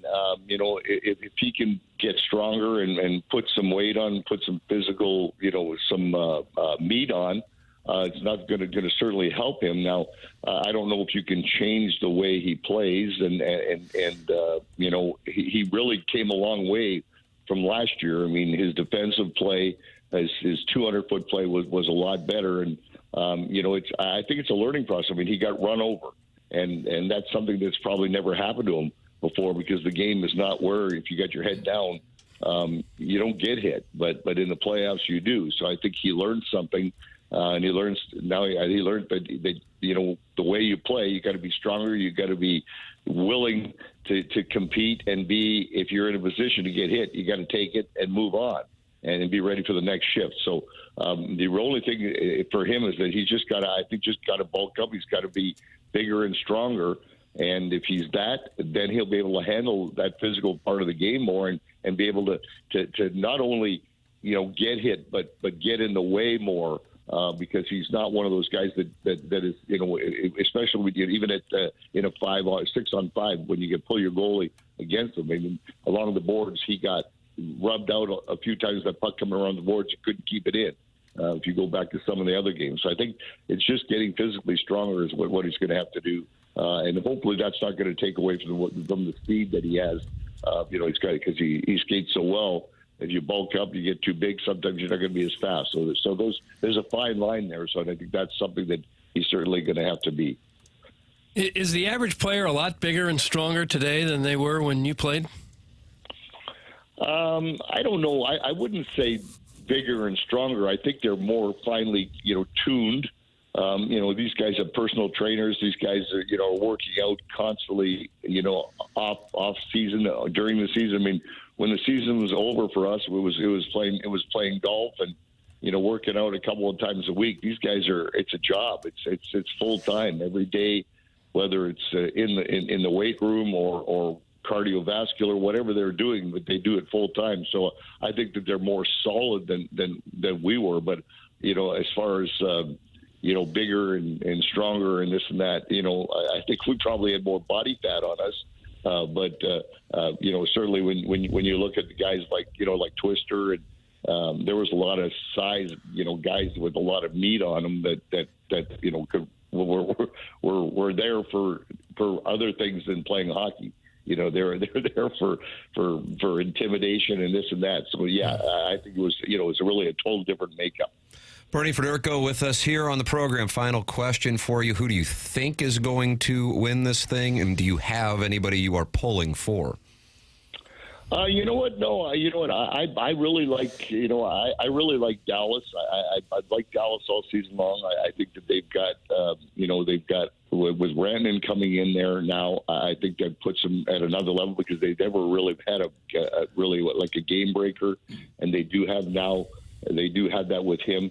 If Heiskanen comes back, all of a sudden their defense, their power play gets way better. So I really do like Dallas. I still like Florida. I mean, they're down 2-0 to Toronto, but you don't ever count out the Stanley Cup champs, Carolina. I mean, this is a year. I mean, who knows with this Winnipeg series here? I mean, Winnipeg still. I mean, they won the President's Trophy. I still think Dallas is a better team than them. Edmonton, don't count Edmonton out. I don't think they're goaltending. I don't like their goaltending. I don't think they're going to be there at the end. And Carolina is still a good team, but Toronto, are they going to be able to make it over the hump this time? And again, I'm still questioning whether or not their goaltending is going to hold up. Wallace come in and played well the first 2 games after coming in after the injury there. But it's still a learning process for them. So I really think that, if my guess, you're having me guess right now, I think it's going to probably be a Dallas and Florida final still, because I just think that Florida has got that makeup that they're still champions. And but when you look at it, Toronto, Carolina, they're certainly really good. Still in the East, and you know what? I still like Dallas over the West. There it is, Bernie Federko, the Hall of Famer. Bernie, we really have enjoyed the conversations throughout the course of a wonderful run for the St. Louis Blues over the last couple of months. Rough ending, one of the roughest, but it certainly has people excited for what is to come in the near future with this team. Thank you for joining us every Thursday throughout the course of the season and the postseason, and we'll look forward to talking again next season. Appreciate it, Bernie. Gentlemen, always been a pleasure. You guys are great to be with, and you guys have a great summer, and work on the short game. I sure support that. Shot at Tim. The long game is not very good either, so I've got a lot of work. Thanks, Bernie. Thanks, fellas. That's Bernie Federko with us here on the Collier and Thompson phone lines, giving us his perspective. And I am now going to go live bet Florida down 2-0 interesting in the series. choice there. Doug, I have a fiduciary responsibility to Tam Avenue Capital Partners. You got that in the paperwork you signed. We had another cash call yesterday. That's the second in 3 days. So I owe more money? You're investing. Oh, I see. Yeah. So just There's no paperwork involved. Cash preferred. Under the door. If you do like the Panthers with Bernie Federko, you can get nearly 2-1 on your money for them to win that series. Let's see what we got. We got Andy Strickland coming from the rink, I assume, Martin? Coming straight from the rink. There he is, 9 o'clock in studio. Mark Hanover, Greenwell Strategies, 9 o'clock hour. Stephen Matz going to join us. Cardinals with an off day today. Design, Air, Heating, and Cooling email of the day coming your way. All on the Stiefel dossier here on the morning after it is 101 ESPN and the TMA YouTube channel.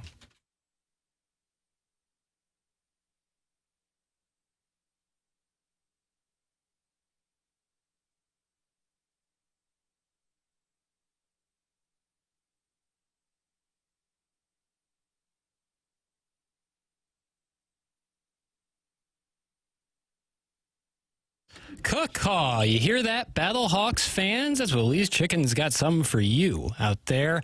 It's called the Battlehawks Box. What you get with that Battlehawks Box is 4 of Lee's famous hand-breaded chicken strips, an order of potato wedges, and 2 dipping sauces. I was eating some Lee's Chicken yesterday. I'll be honest, eating some Lee's Chicken, and I was dipping those tenders in their Chipotle Ranch. Boy, is that special. I like their barbecue sauce a lot. Really good stuff over there at Lee's. And hey, Mother's Day is on Sunday. Maybe it's your job to cook this year, and you're not too great at it. How about picking up some Lee's Chicken? Go to Mom's Chicken Rescue. Find out more to get more rewards points on your Lee's account. But if you're getting that Battlehawks box for just $8.99 with those 4 tenders, 2 dipping sauce and potato wedges, you can save up to 30% on Battlehawk tickets, which means tickets are starting at just $14. Get game day ready with a Battlehawks box for just $8.99 at any St. Louis area Lee's famous recipe chicken location. And remember that caw is the law.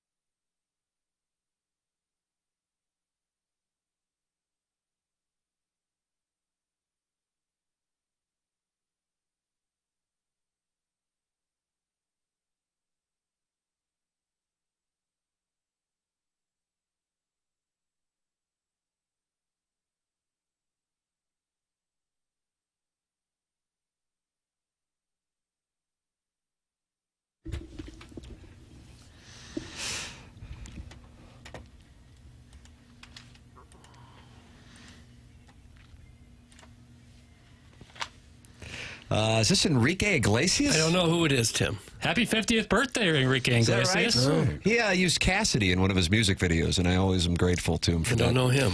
Her. And she's going to join us after Stephen Matz in the Mark Hanna Evergreen Wealth Strategies 9 o'clock hour. Andy Strickland is coming up. You know, Jackson buried this in segment 10-2 of the Stiefel dossier, and I personally am offended by that, but I think it needs to be brought up, especially before Martin goes to his Don't burn a onboarding. topic. You'll get sideways. Well, I'm not in the alliance. Doug, the headline, women are more attracted to bald men, study reveals. That's right. And he put it down into 10-2? Thank you, Martin. Should have been Wow. Reed. And I read in Van 2-1. It's something that many men worry about, but if you're losing your hair, don't panic. It might actually work in your favor. And favor was spelled with a U. Do you have a problem I with that? do. Yeah, it means it's not coming from this country. dailymail.co.uk. You're correct. A new study has revealed that bald men are actually seen as more attractive than hairy blokes. Anybody want the name Hairy Blokes? You can get it today or tomorrow, but after that, Jackson will not be changing names in the Air Comfort Service text inbox. In the study, experts, Doug, I don't know who these experts are. Experts are no one. They just said that to give the article some credibility because they just made it up, the whole thing. Experts asked 2,000 women about the features they found most attractive in men. While a muscular physique was found to be the most desirable attribute, a bald head was second on the list. This could explain the appeal of stars like Jason Statham, The Rock, and, of course, the great Vin Diesel. No. I didn't know Vin Diesel at the moment was considered to be... Jackson, is that still going on? You're our film connoisseur. You're the owner of goodorbad.com. I mean, he's still doing the Fast and Furious stuff, so I guess there's some relevance there. But no, I don't think Vin Diesel is at the top of 25-year-old women's mind. And what about all the stars that do have their hair? What about them? They just discounted them in this little expert... What if it's an article about bald men? Why would they bring up men with hair? But they're saying this explains the popularity of these bald stars. Well, what explains the popularity of the stars that have hair? Other features. So they ignore the hair. Well, the hair can be a selling point. I didn't write this article, and I feel like I'm being asked like I did. But, I mean, you did put it in the Stiefel dossier. Segment 10-2, by the way, should have been 7-1. Yeah, I thought it was a good little article. Bald sourcing here. Question. Yes, sir. Do bald men feel more pressure to be physically fit to kind of counter? How about that? As far as you're taking a shot at my banana and protein shake routine. But I'm wondering if that is in fact a thing that you could quantify. Like, hey, I lost my hair, but I'm going to be in great shape as part of my overall package. I would imagine this, and maybe some of our older listeners can chime in on this, but I think that losing your hair, say, in the 1970s or 80s may have been a bigger deal than it is in 2025. Mm-hmm. Yeah, I'd say that's true. And I think us balds have Michael Jordan to thank for that. I think Michael Jordan normalized the shaved head, and then Bruce Willis maybe was the key in addition. So I think that helped the cause, because it used to be if guys were balding, they wouldn't shave their head. And then I think that's what freed it up. Yeah, and we decided that a shaved head is much better than the horseshoe haircut look. Correct. The horseshoe. Yeah, I like that. Like the Bishop. Like The Rock now, though, the shaved, the tough guy. Well, yeah, I mean, you see me, you think, I don't want to mess with him. Doug, you know Jessica Leone? I don't believe so. Well, I'm surprised. She's the spokeswoman for illicit encounters, and she's quoted. She's the spokeswoman for illicit encounters. So anyone who has an illicit encounter anywhere in the world, they explain things through their spouse or something through this spokeswoman. Jessica Leone. Okay. You can be Jessica Leone in the Air Comfort Service text inbox. Jessica Leone, spokeswoman for illicit encounters, which commissioned the study, said that attractiveness was in the eye of the beholder. Oh, that's new. This is a hell of an article. Jackson, I don't know. What's the beef? I don't know. Where are we getting this stuff? How is this in your how does this get on your radar? Keeping your ear to the streets. Okay. I like that. I like it. It's a talker. It's a talker. While many men worry about losing their hair, baldness could be linked to a range of beneficial traits. Studies have shown baldness in men is seen as a non-threatening form of social dominance. What? I think we're overanalyzing again. You going after Jessica Leone? Yeah. We tend to overanalyze things a lot, and this is one of those cases where that's exactly what we're doing. You want to break down the Pirates game again? No, go ahead with your bald talk. Bald men are also thought to be more socially mature, intelligent, educated, and honest compared to men who have a full head of hair. Oh, what's Thought that to be based by who? on? Who's thinking of that? Jesse Leone over there. Einstein had a lot of hair. So that kind of ruins Do you that ever work argument. Probably not. Nobody worked out back then. Muscular physique topped the list, having been chosen by 42% of the respondents. This was followed by a bald head, 40%, blue eyes, 38%. Everybody on this dais has blue eyes, right? Am I correct? I certainly There's do. a lot of man candy in here. Yeah, that's exactly right. A beard.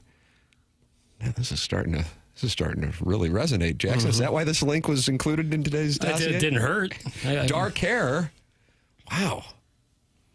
And curly hair. I don't have the curly hair. I don't think anybody on the dais has curly hair. No, how can Godless perverts. What else? What else is on the list? Yeah. Godless perverts. Degenerate listed by- gambler. Oh, my God. South City Roots. Oh, my Yeah, Jackson. South St. Louis is the thing that's most attractive. Other popular attributes included high cheekbones, blonde hair, green eyes, and a hairy chest. Women like a hairy chest. No, they do.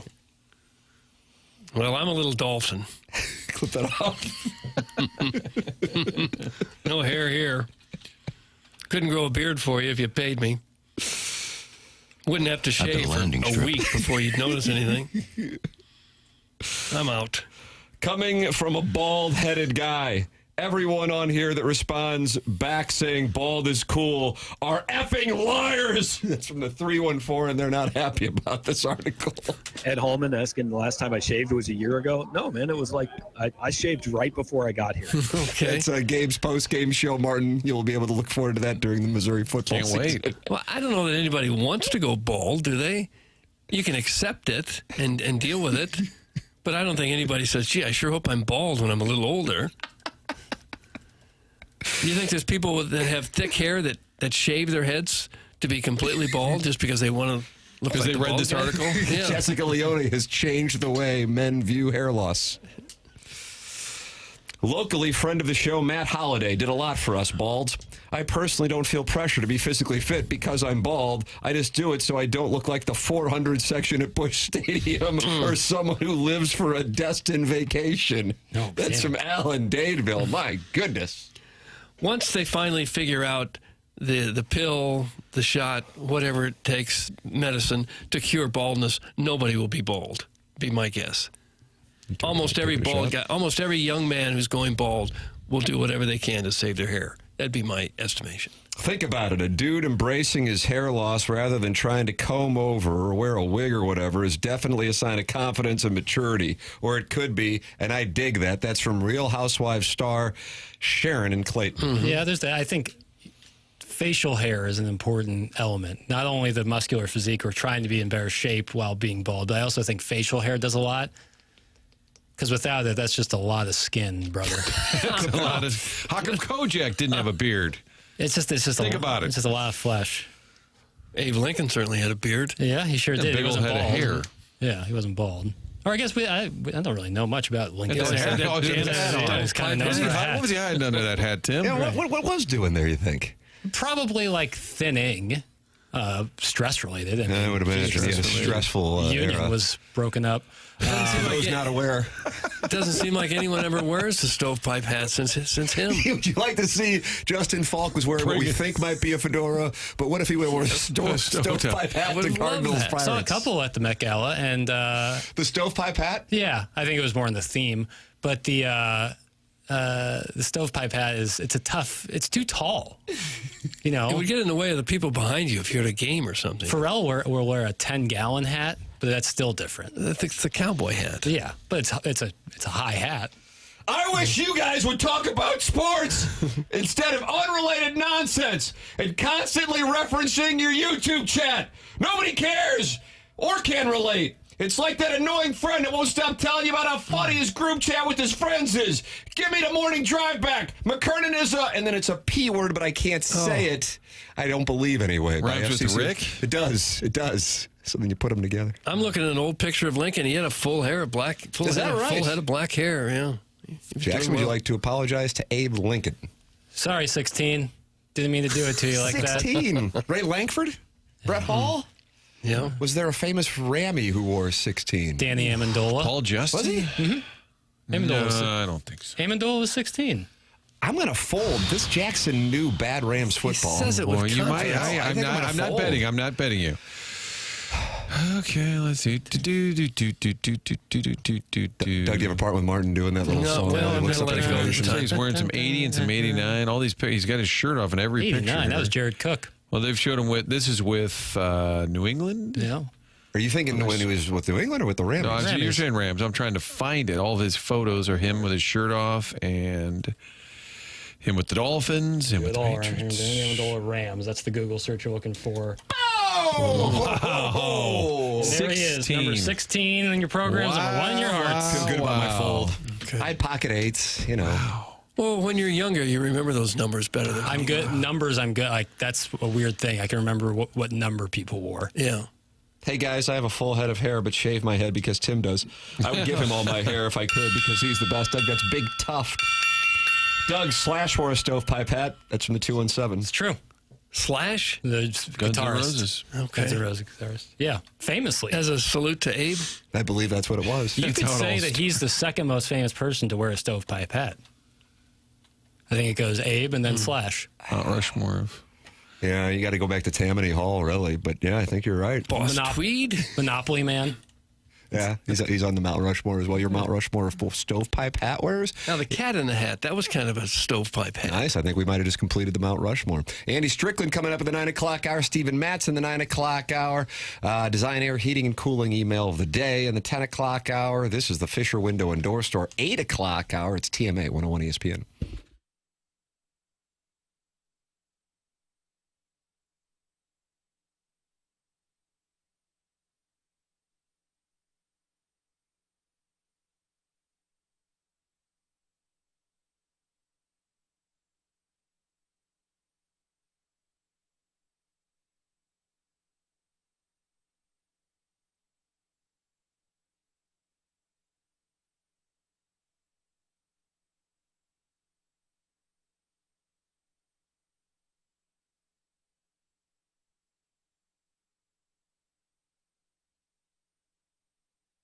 In the market for a new car, the website is autoloanpro.com. Financing a car, there's only one thing to know. Choose the Auto Loan Pro. Anyone could sell you a car, but it's going to take a pro to do it right. It's a large purchase. The financing can get complicated, and depending on your situation, you're not sure what you're able to get. They're going to help you. They're going to get you the lowest rate possible with little or no money down. They're working with you despite your circumstances to get you into your new vehicle at autoloanpro.com. In addition to helping you find the car, also going to educate you on the credit system. How does that all work? How does it get assembled? They've got a free playbook. They encourage you to go online, download the free playbook. Then next time around, maybe I'll buy this car. Maybe I'll buy this one the next time after that. Learn how it all works while getting your new car with the best possible rates available. They do that by working with over 50 different lenders. Auto Loan Pro. The only thing you need to know when buying a car, choose the Auto Loan Pro. Robert Thomas, right there on the website. You see the commercials during Blues games. Auto Loan Pro, they love their hockey, and they'd love to sell you your next car. They are part of the Lita family.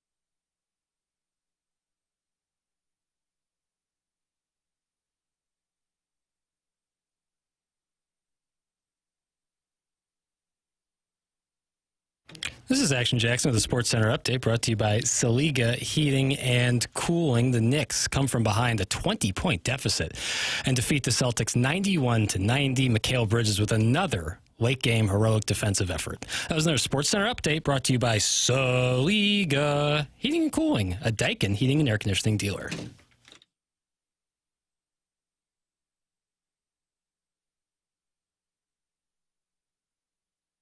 TMA 101 ESPN, Tim McKernan, Doug Vaughn, Martin Kilcoyne. Little Jackie Papers is on the ones and twos. Chairman Kurt is actually in the Michelob Ultra YouTube chat while on vacation. Get off the YouTube chat, Enjoy Kurt. your vacation, Chairman.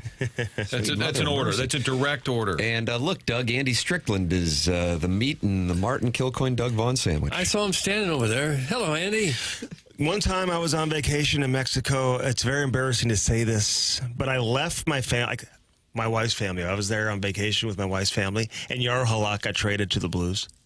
And I sat in the little lounge there writing a story when I didn't even need to do it. Like, I would never do that in today's day and age. But I remember calling Halak's agent, calling John Davidson, all from Mexico, when I was on vacation. I think about that. You said somebody else is on vacation on the YouTube chat. Sometimes you just gotta shut it off, and I would never do that in today's day. You would not do it. No. Now. Who are you writing for? ChrisPronger.com. Pronger.com. The Imaginary Times, ChrisPronger.com. No, I had a website at the time. Oh. True Hockey.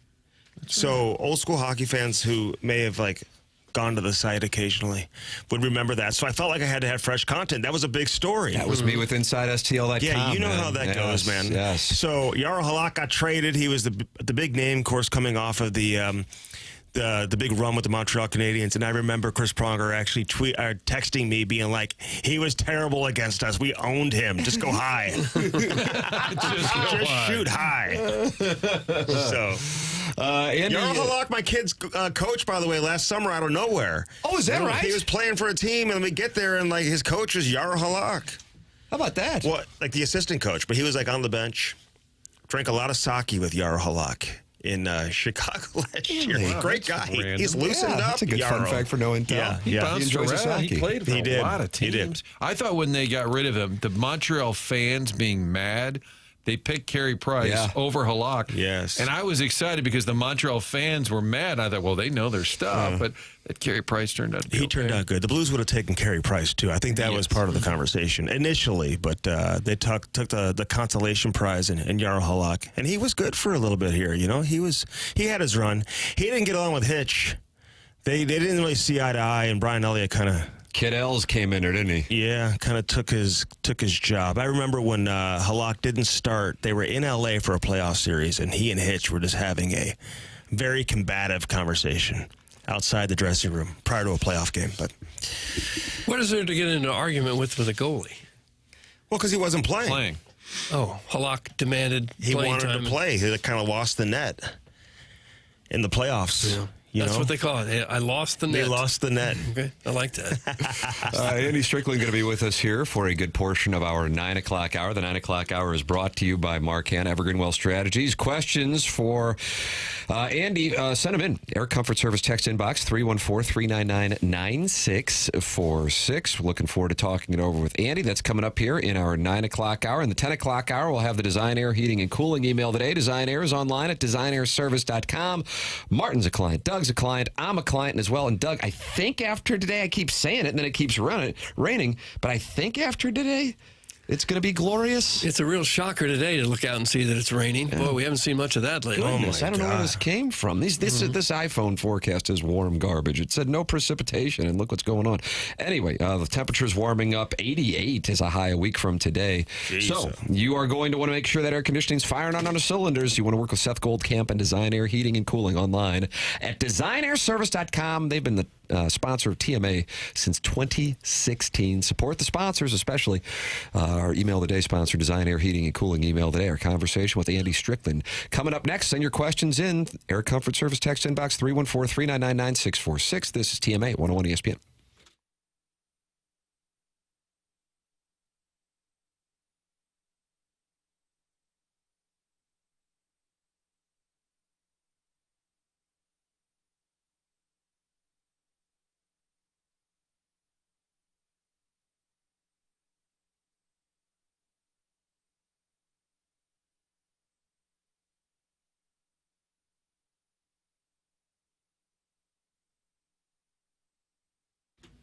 Schnucks has the great rewards app, and it keeps getting better all the time. It's simple. You shop, you earn, you redeem, you get 2% back on every purchase. Just show the barcode in the app, phone numbers, check it out there. You're going to get money back every time you use the rewards app. You get a sweet treat on your birthday.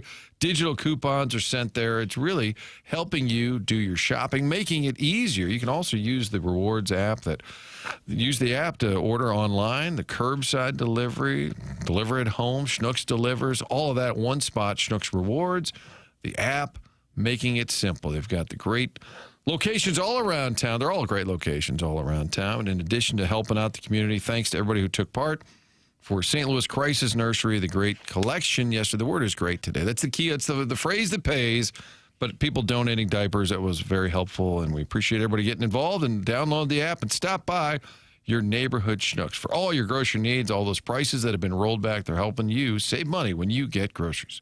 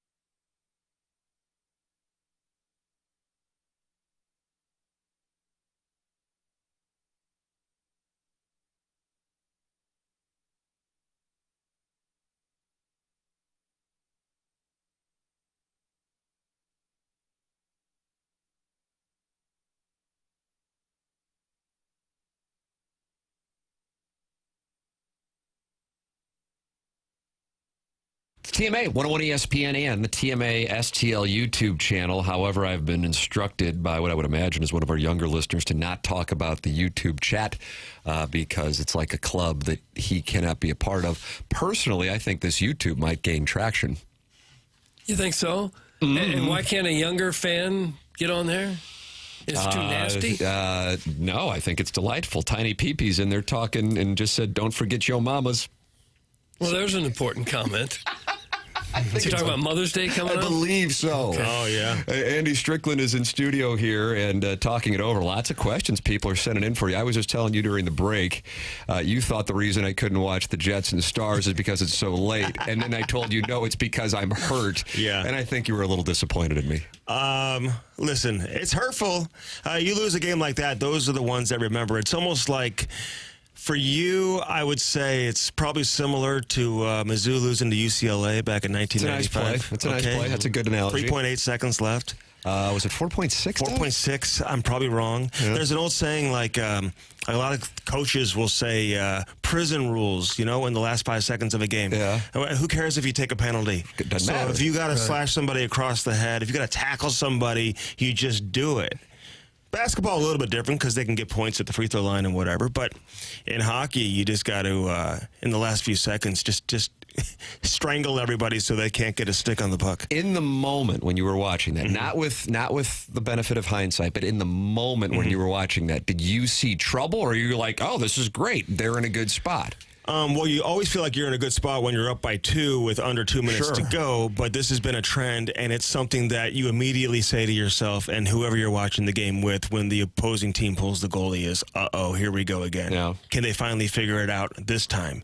And this has been going on way too long. I mean, 15 goals against with the goalie pulled, and there's a reason why that's going to be the narrative throughout the course of the offseason. And, Jim Montgomery talking about wanting to study other teams who have had success doing it.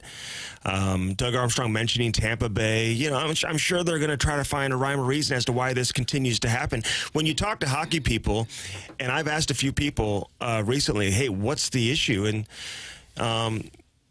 one of the main things people say is they allow the other team to enter the zone too easily, and which then allows them to get in the forecheck, hunt down pucks, and get spread out and kind of spread you out at the same time. But when you allow teams to enter the zone with ease, the way the Blues tend to do when the other team pulls the goalie, the situations that we continue to see tend to happen. And I know Army talks about getting seamed and the puck going east to west and getting to the middle of the ice.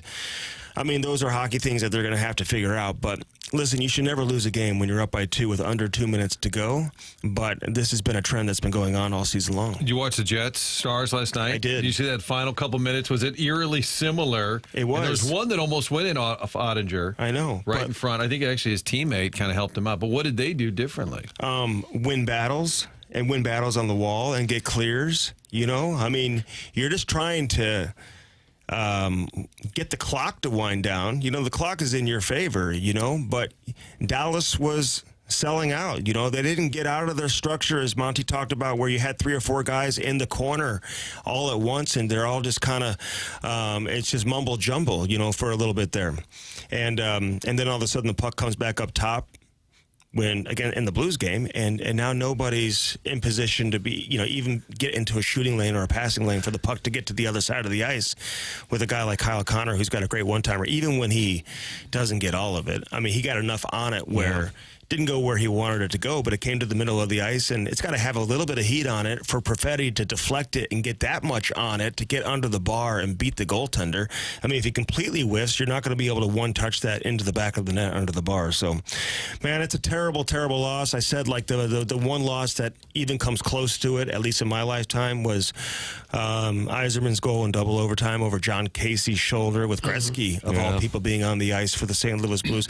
That team you really felt like had a chance to do something in the playoffs, and I felt like if this team play Colorado in the Western Conference, I think so. Yeah, I mean, listen, Pronger was talking about the other day how for years the Blues lost to the Stanley Cup champion. the eventual Stanley Cup champion. They did it to when they lost to Detroit. Colorado. Colorado twice, Dallas, I believe, the year they lost to Dallas. Dallas went on to win the Stanley Cup. So I guess it's a consolation prize, but at the end of the day, it's not the consolation prize that you want. But considering the situation when Winnipeg's goaltender was fighting it as much as he was, he had an 83 save percentage, 75% save percentage on the road here in St. Louis. They were missing two of their best forwards for the first, 5 games of the playoffs. Maybe Velarde came back in game 4, trying to remember. But they didn't get Ehlers back until game 6. They didn't have their best defenseman for much of the game. They didn't have their best player for almost the last 2 games. I mean, it was there for the taking for the Blues, and that's going to be a tough one to get over. We used to have a guy who worked on this show named the Non-Gay, and damn him. That's the end of my question. No, he used to always say the 2-goal lead is the worst lead in hockey, and we mocked him. And now it turns out to be true. I know. That's what everyone always says, Doug. The 2-goal lead is the worst league in hockey. I would take a 2-goal lead. You would think it'd be a safe lead. Mm-hmm. But obviously it wasn't. And it's just how it all played out. I hate to bring it back up, but again, the inability to win one-on-one battles and just to get it clear, the icings made no sense. I will say this about Pavel Buchnevich. He's probably one of 2 or 3 players that I would want the puck on his stick in a situation like that with the game on the line where you need a little bit of poise or composure. And he had options, and it's easy to say. I mean, high-stress environment, I get it. But in that situation for a veteran guy, you'd like to see him make a better decision, because just by passing the puck up to Robert Thomas or getting to the red line or a soft chip where it's not an icing, that allows the clock to tick off and you don't have 2 seconds remaining in the game. It's brutal. It's brutal. Well, Andy, people have questions for you, and I know you have answers. 314-399-9646. I'm just going to go through as many as possible. What's the cap situation? Are they able to extend $6 and $81 while also pursuing another D and center this offseason? Also, have you ever purchased a hat that is from a movie you saw and liked? That's from the 314. From a movie? No, probably not from a movie, unless like NWA accounts. Remember the sure, Straight Outta Compton. I think Straight Outta Compton. It doesn't take much to get us off track here. What's wrong with that? Let's forget about he's the going to weave movies. into the salary cap, but he's just talking Straight Outta Compton. They'll be able to re-sign 6 and 81. And listen, they may have. There's going to be talking numbers. I'm sorry, that was the question. Robert Holloway. All right. And that's why Doug Armstrong was kind of non-committal to re-signing a guy like Radek Faksa. Like you're not going to get Faksa for $1 million. He's just coming off of a 5-year deal where he's making over 3, so he's going to get some money. He's going to get paid. He's only 31. You use him as a 4th-line center. You still have Sundqvist here who's under contract for 1 more year, so you may want to get quicker. You got to find a spot for Dvorsky at some point. So I don't think the Braden Shen trade talk is over, and we'll see if that comes back into play and when it does. And I think Doug probably has an idea of what teams he could work out a deal with, considering he was talking to teams around the trade deadline. Whether or not Shen is looking to move and accepts the trade, he's got the final say. That remains to be seen. But, guys like Leddy, for example, he's got 1 year left. He only played 18 minutes, I think, in the 5 periods of hockey. So I would imagine maybe they'll look to move on from him if they can. Even Army talked about the other day looking to add to the 3rd pair defensively. There's guys like Falk who have a couple years left in their deal that may be a little more challenging. And again, he said he likes his top 4D, so maybe Falk isn't in the trade picture. But I think there's ways to free up money to sign some of those guys. They still have another year left on their deal, too. So you don't have to get them signed immediately. Same thing with Cam Fowler. He's got 1 more year left, too. So whatever his new contract looks like, it won't kick in until the following season. Think Kairu's locked in, or do you think there's a chance they look around? That's going to be interesting, because Marty likes it when I talk about hockey trades, and that would like. Oh yeah, you guys know what that would certainly be one, because you can get a good player or certainly a good package in return. I think his no trade kicks in on July 1st too, so you got to make a decision. Listen, Kairu had a great season during the regular season. Nobody likes to hear that, because people have their mind made up about him, and maybe it wasn't the most courageous playoff performance, although he did score 3 goals in the playoffs, couple power play goals. He took the big hit. How that affected him from that point moving forward, I think it obviously did, if not physically, certainly mentally. Yeah. But he was a minus 50 combined the 2 previous seasons. He led the team at plus minus this year at plus 23. It wasn't the best matchup for him either. You know, like if they play Colorado, for example, in a playoff series where it's more of a track meet series and it's, you know, played at a little bit of a different pace and it's up and down hockey and not as tight checking as what we saw, you know, with Winnipeg, you know, maybe he stands out a little bit differently. But listen, you need speed on your team and you need guys who can put the puck in the net. He provides both of those. So, you know, he may not be your go-to guy at all times in every situation, but he's a damn good hockey player who's has 3 consecutive seasons with 30 goals or more. Nobody else on the team is doing that right now. And he's durable. He plays every night. And he gets hit and he gets back up and he never gets hurt. So there's a lot of positives. I think the positives far outweigh the negatives. I was even talking to one of the coaches the other day and, like, in a private conversation, he had nothing negative to say about Kyrou. And I think he would have offered up that opinion if he really felt that way. I think he led their team in scoring chances. Like, he wasn't as bad as people make it out to be. It's the playoffs. He's not going to run through everybody. He's not going to run around trying to deliver hits, but with the puck on a stick, he can make plays. And at the end of the day, you need more of that, too. Federko said he could maybe just bulk up a little bit. Not they're going to change somebody's overall approach or DNA of how they play the game, but maybe just a little bit. Well, and he bigger. has, too. Like, you look at him now versus where he was a year ago or 2 years ago, and I think his mentality as a player changed a little bit this year. And let's not forget, he didn't have Holloway either. And the chemistry that those guys had created with one another and how well they played together, I think he really missed not having Holloway. But those 2 guys became so close off the ice and on the ice. And they were always the last 2 guys to leave the ice after practice, working on stuff on their own. And that's kind of what Ryan O'Reilly created here, and he left behind, where you see the younger players continuing to have that mindset. And he and Holloway, man, they're constantly shooting pucks off the ice in the shooting room. They're in the video room. It was Steve Ott who actually went to Jim Montgomery and said, these guys are hanging out together so much off the ice at the rink, you know, in the shooting room, staying on the ice for, you know, extra after practice, watching video together. Why don't we just play them together? And they started playing them together, and then they took off and had unreal success with one another. So that hurt Kyrou, too, big time, along with the rest of the team by not having Dylan Holloway. Absolutely. By not having 81. 81, Just Doug. say the name. 81. Just say the name. Andy, we have a scheduled interview with Stephen Matz at 9:30, but if you would, we would love to have you around for another segment after Stephen Matz. But we don't. Yes. Secretly, Martin and I have been texting during this interview, and we were able to pull it off, Doug, which just speaks to how talented we are. Yeah, you're really good. We made a radio trade during the segment, Right. Tim and I back and forth. You guys are always the last to leave the press box. Well, Strick is here. We have a little Cardinal conversation coming up, but there's so many questions. And I'm scanning them. A lot of numbers, Martin. Hockey insight, and then it's like, what's Andy's favorite pizza? Is he into bald guys? How did his daughter's soccer team do? A lot of important stuff to get to. Recovering alcoholic wants you to start eating meat when you're at Olive and Oak also, so there's a lot of things in this Air Comfort Service text inbox. You will stick around? Yes. All right. Thank you so much. We're looking forward to that. That's going to continue in the Mark Hanna Evergreen Wealth Strategies 9 o'clock hour. Stephen Matz joining us coming up here on the other side of the break. It's TMA presented to you by Brown and Crouppen. Andy Strickland, kind enough to stick around for more coming up. This is TMA on 101 ESPN.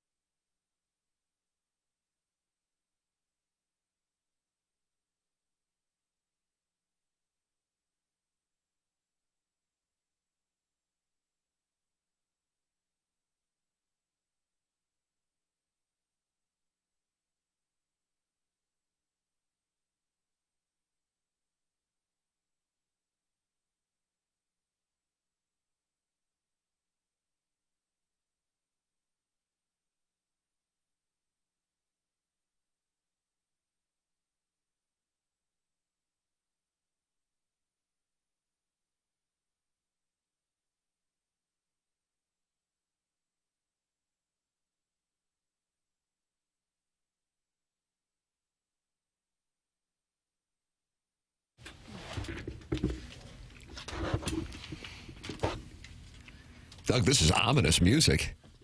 It really is. What's all this about, Jackson? Jackson's does not have a microphone. He's in Nell mode. Andy Strickland, you can watch on YouTube, is lurking in the background. Maybe that's why we're playing the ominous music. He's kind enough to stick around for another segment. Stephen Matz is going to be with us in this segment. It is the Marcan Evergreen Wealth Strategies 9 o'clock hour here on TMA 101 ESPN and the TMA STL YouTube chat, where Tiny PP is in there talking to Droid Effects, who says, yeah, I usually hit leadoff for us in men's league. Last night was co-ed, so I had cleanup. I'm in left field since I'm my best outfielder. So, Doug, you he texted that in? It's in the Michelob Ultra YouTube chat. Oh, for heaven's sakes. That he's on a co-ed team, and he's able to hit cleanup. He's driving in more runs than some of the women. It's pathetic. Absolutely pathetic. Brendan Donnie, that boy is scrappy. Yeah, think about that part, too. I'm not happy with that. In the air, left field, and gone. A little more excitement, please. Michelob Ultra sponsors the YouTube chat. They've got to be delighted with the conversation. 95 calories, 2.6 grams of carbohydrates. It's Michelob Ultra. Also the sponsor of the Dotem. 2 weeks from today? 3 weeks from today. 3 weeks from today. Is the Dotem. Jackson, you playing on Thursday? Definitely playing on Thursday with my dad. Maybe we should do the eightsome thing. Yeah, my dad, my cousin, and then a very close family friend. Yeah, it's going to be great. Yeah, I'm really looking forward to it. All right, maybe we'll get our fathers together. Oh. I'll have my 7-year-old out there. Friday of the Dotem sold out. Thursday, foursomes available. It's presented to you by Michelob Ultra. It's $170 per golfer. That includes, of course, all of your golf. That goes without saying, but it also includes all your Michelob Ultra throughout the course of the day. It also includes Donut Drive-In for breakfast. Then you got Lee's Famous Recipe Chicken for lunch. And then following on Thursday, it'll be food from Texas Roadhouse. So breakfast, lunch, and dinner, Doug. How about that? On Friday, the dinner is from Super Smokers, 2 days. But Friday sold out. Thursday, there are foursomes available. You can sign up at 101ESPN.com. And our charity partner this year, in honor of the late Brian McKenna, St. Louis Hero Network. That's who we are partnering with for the Dotem in 2025. May 29th and May 30th. Get a group together. And even if you don't have it, book it before they sell out. Friday's already sold out. 101ESPN.com. It's all presented to you by Michelob Ultra. Dr. Brandon Pryor at 100 West Dental has a closest to the pin competition. And Pondoff's Anonymous podcast has the longest drive competition. And you can parlay me to win both. So that'll be kind of fun when I win both. You think you will, do you? Win the tournament. Right. Tim, I noticed some of the strict questions are sort of tailing off a little bit. Andy, what's the best dish to pair with watching playoff hockey? Would it be wings or salad with no dressing? Wow, that's a shot at Doug's Dining at Helen Fitzgerald's, I think. Salad. Strick, how is the poor part of Ladue doing? Haven't had a chance to get over there for charity work lately. Hope it's still standing. That's from the self-made stay-at-home Ladue mom, and that's a running joke on the Cam and Strick podcast where Cam says Andy lives in the poor part of Ladue. Strick is still here. We're waiting for Stephen Matz, but we could probably continue the Strick conversation. And you want to discuss the poor part of Ladue, Andy? You can use that mic. He's in chairman. Yeah, you can just talk from there. You're fine. Right there. I've got my own little. I'm like the weather guy, the traffic guy. You're in the penalty box. Well, I'm working on some breaking news too because what do we got? As of last night, was told to hold off, but I believe Anaheim Ducks, formerly the Anaheim Mighty Ducks, are going to announce Joel Quenneville as their new head coach. Wow. Yeah. I'll be darned. How about that? Good to see him get another gig. That's legit breaking news, sir. Wow. So back to you from the traffic desk. No, I got to tell you. I mean, we're in waiting for Stephen. Am I on camera over here or no? You're over Martin's shoulder. There you are. You're kind of like the ghost in 3 Men and a Baby. Is it a ghost or is it a Ted Danson cardboard cutout? Nobody will ever know. But you are on the YouTube chat. So the Quenneville thing, what do you think? Well, I think it's great, and I think he deserves another opportunity. Yeah, amen. I think. He's deserving of it. I think he's paid his dues. He's had to wait. I mean, you look at, Stan Bowman getting back in, obviously. Quenneville has done more behind the scenes to appease a lot of people, to get whatever help that required him to get back into the league and that he needed at the same time. I mean, whatever that is, I mean, he would obviously know, and those who are on the inside. But, you know, he met with a lot of different people. He did some stuff with Sheldon Kennedy, who's got a program, who has dealt with some personal adversity over the years. And I know the league wanted him to kind of self-educate himself on a number of different things, which he's done over the course of the last few years, and he's been wanting to get back in. There was a real sense of frustration from his side that he didn't get in sooner. And he knew if he didn't get in this offseason, it probably wasn't going to happen. Just period. But, is that an age thing or is that a league thing? Well, I think certainly an age thing probably comes into play. He's the 66 just, for the record. You know, reinstated him, even though he was never officially suspended, but a team didn't have permission to hire him as their head coach without the league giving the thumbs up on that. So the league just did that recently within the last few months.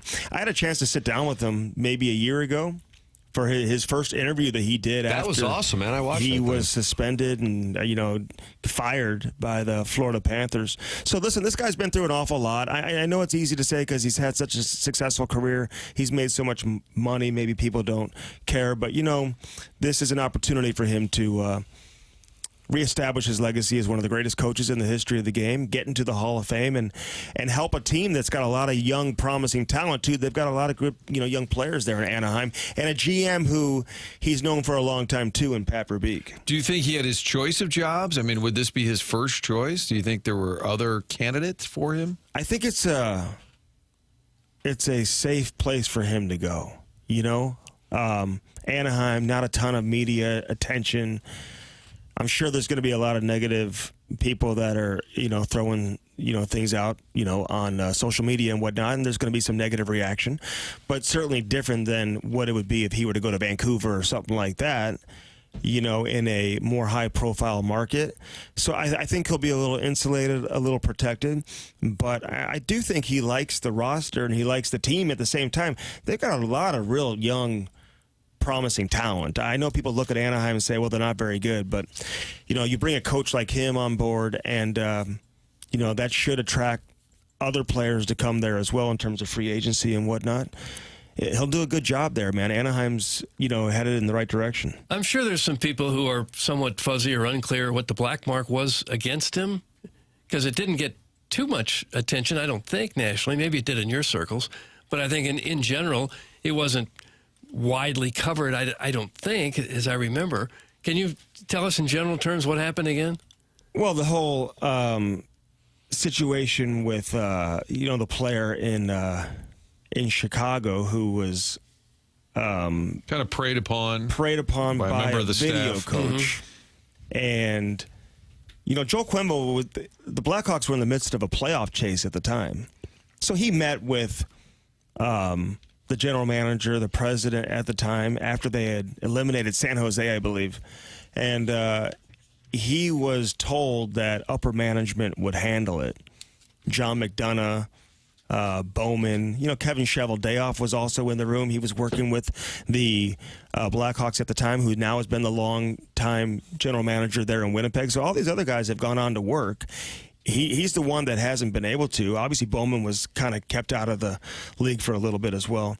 But they didn't feel like he acted on it appropriately, even though the information that he was given initially is not the information that eventually came out in that report, which was a lot more graphic and a lot more detailed versus what he was told initially. So I think if he knew what he knows now, I think he would have gotten rid of the video coach immediately. Like, he's not going to sacrifice his career for a video coach who obviously has significant issues. But the disconnect was that he was told it was going to be taken care of. Correct. He was told it would be taken care of by upper management, and for whatever reason, they didn't take care of it. I don't think he was told in that initial meeting with the head guys of the organization the extent of what we know today and what we know out of the report. I don't think he was told of any type of assault. I think he was told of some inappropriate text messages and some phone calls and stuff like that. But in terms of the player hanging out with the video coach and going over to his apartment and some of the stuff that came out in the report, he didn't know any of that. Yeah. It was all kind of a really weird story. Super weird. Yeah. Yeah. Andy Strickland is in studio with us here in the 9 o'clock hour on TMA. The program is presented to you by Brown and Crouppen. Steve and Matz scheduled the call in. Jackson, nothing doing. Pitch out, nobody going. Pitch out, nobody going right now, but working on it as we speak. Okay, we could actually say he's in the bullpen. Yeah, there you go.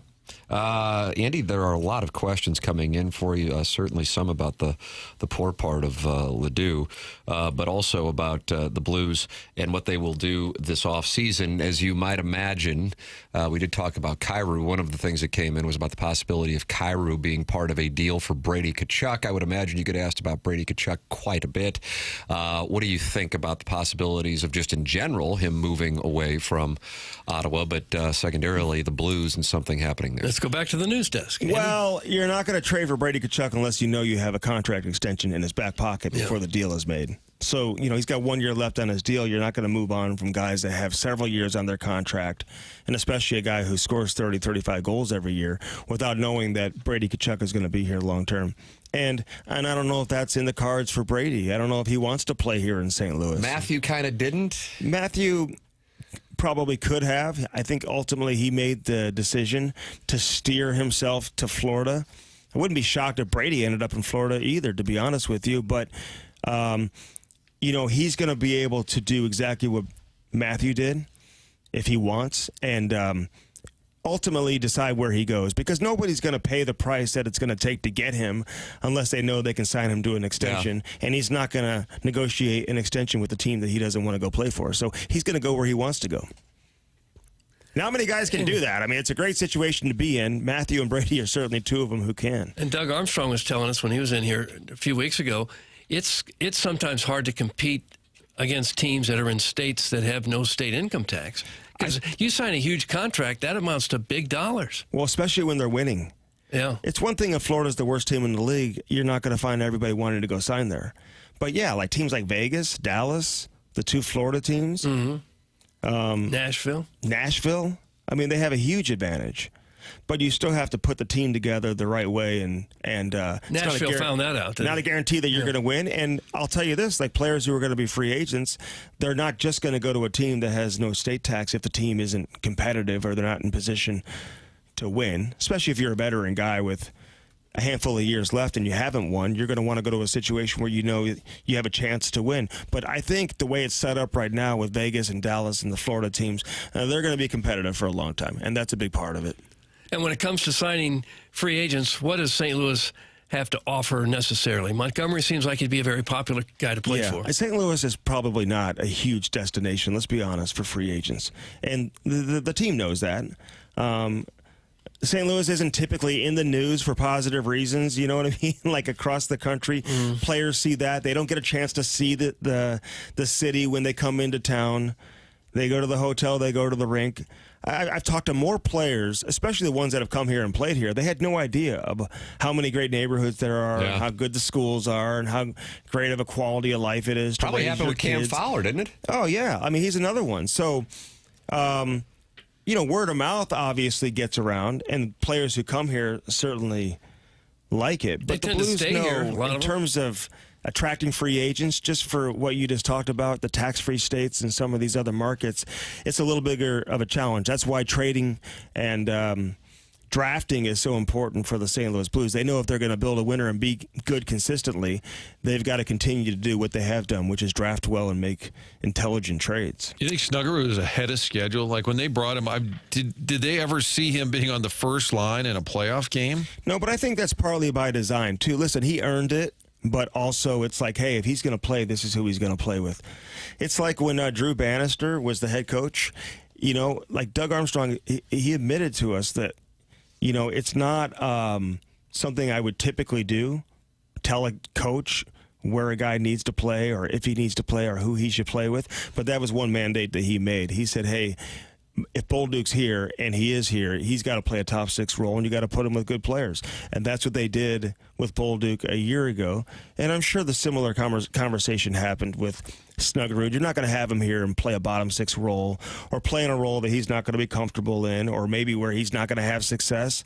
or in a role that he's not going to play moving forward. So it only makes sense to get him on the power play and put him with good players so he can do what he does best, which is shoot the puck and score goals. Where is Bannister now? Do you know what he's doing? He's been like helping out like different OHL teams. He's been a consultant.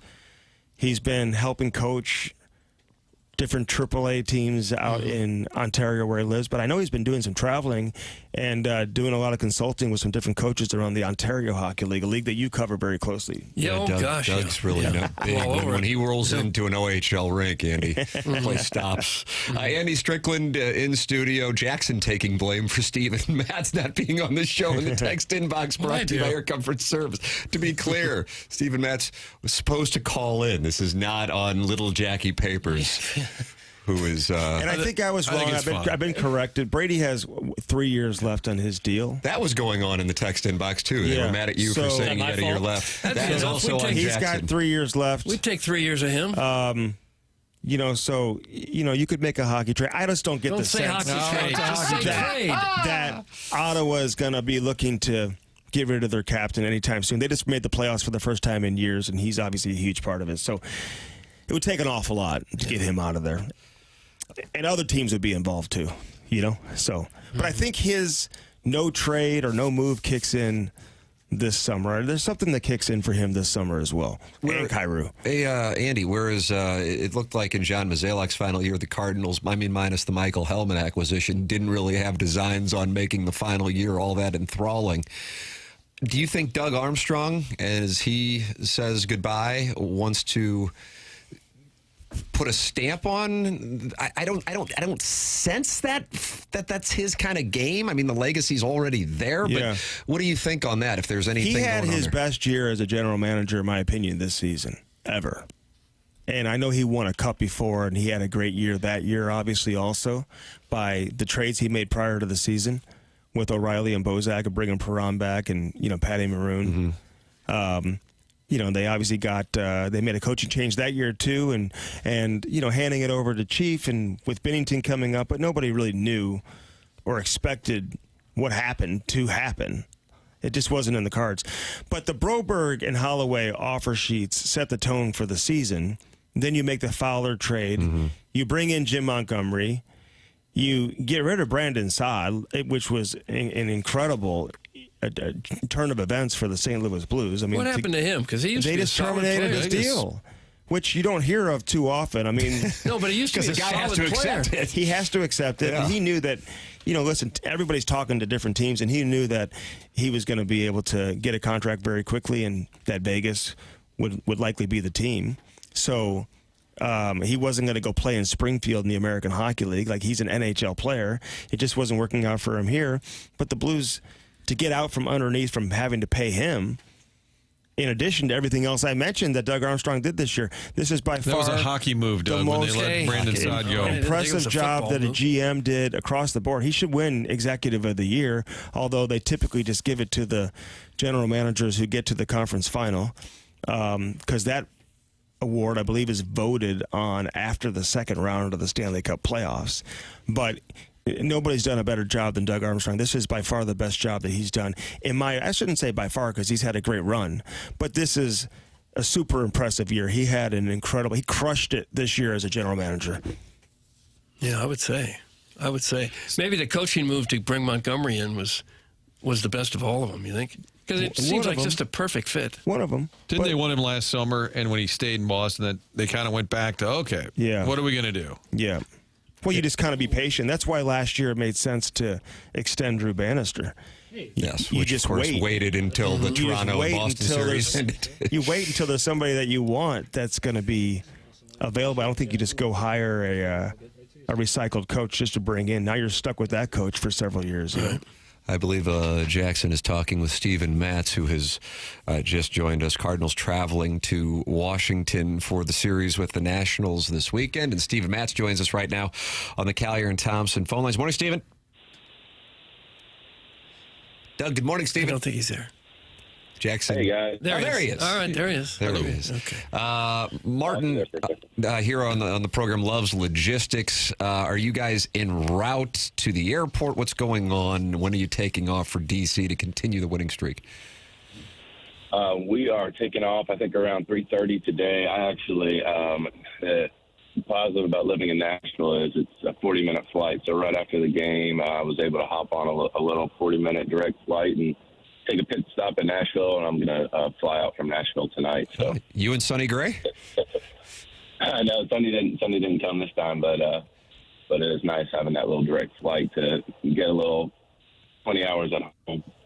Yeah, a little break in the action. You play a day game Wednesday, nothing until tomorrow. How'd you end up in Nashville, New York guy? My wife, she's a musician, so nice. That's where it needs to be for that. Well, that city is booming, man. That city. Do you enjoy the Nashville life? It is. It's a nice place. We live about 20 miles south in a town called Franklin, and it's real pretty out there. So, well, go ahead. So the team certainly got hot, winning 5 in a row. What's working right now? I think our hitters and our defense have really come off to a great start of the season, and I think the pitching is kind of coming up behind it now. So now we're just clicking on all cylinders, and it's been great. I think we got a great team, and now that we're all firing on all cylinders, I think we can really do some damage here. We're at 500 and I'm starting this road trip. So. And something Ollie said yesterday about the struggles on the road, he said, if you look at the games, we've been right there. The record is bad on the road, really good at home. Do you see that as well, that some of the road losses were games that just kind of got away late? And do you think you can overcome that? Because right now, I mean, it's a pretty disparate record between home and road. Yeah, I think we can overcome that for sure. I think, we lost some tight ones there on the road. And like I said, it's you kind of get a reset after that home series, play good baseball, and you just got to carry it in. There's really nothing that changed, So it's everybody's doing their part now, and so I think we're going to go a nice little run, continue it.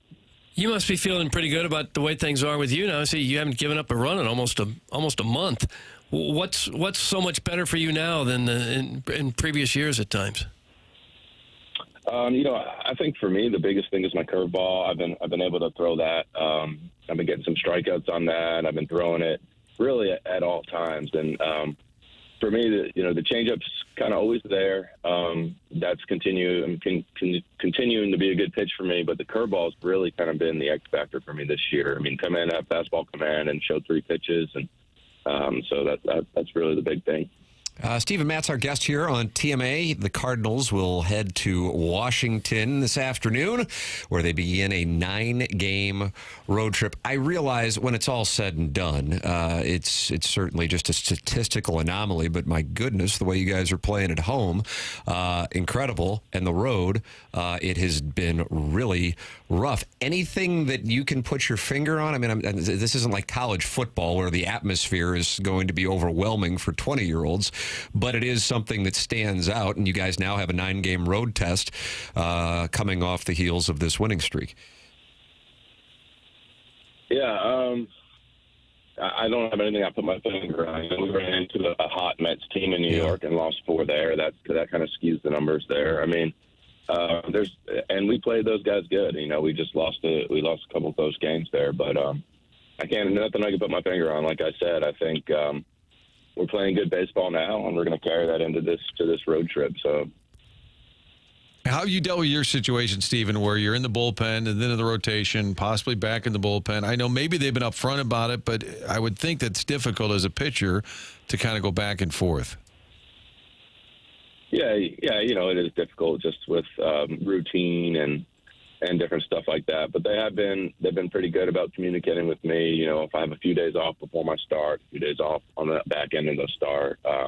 If I throw multiple innings, they'll give me a day. If I throw short innings, then I'm realizing I'm probably available the next day. So it's really just about balancing my routine. I'm used to starting, so just the in-between pitching routine could get a little dicey sometimes for me. So I'm just learning that as I go, just trying not to do too much. That's the big thing. I like to get in there and exercise and work out and throw my bullpens, but you really got to just kind of pull back a little bit when you're in this type of role. When you call up your stats on ESPN.com, along with it, you get a video of you hauling in a great white shark on a fishing boat. Hold on, can you tell us about that?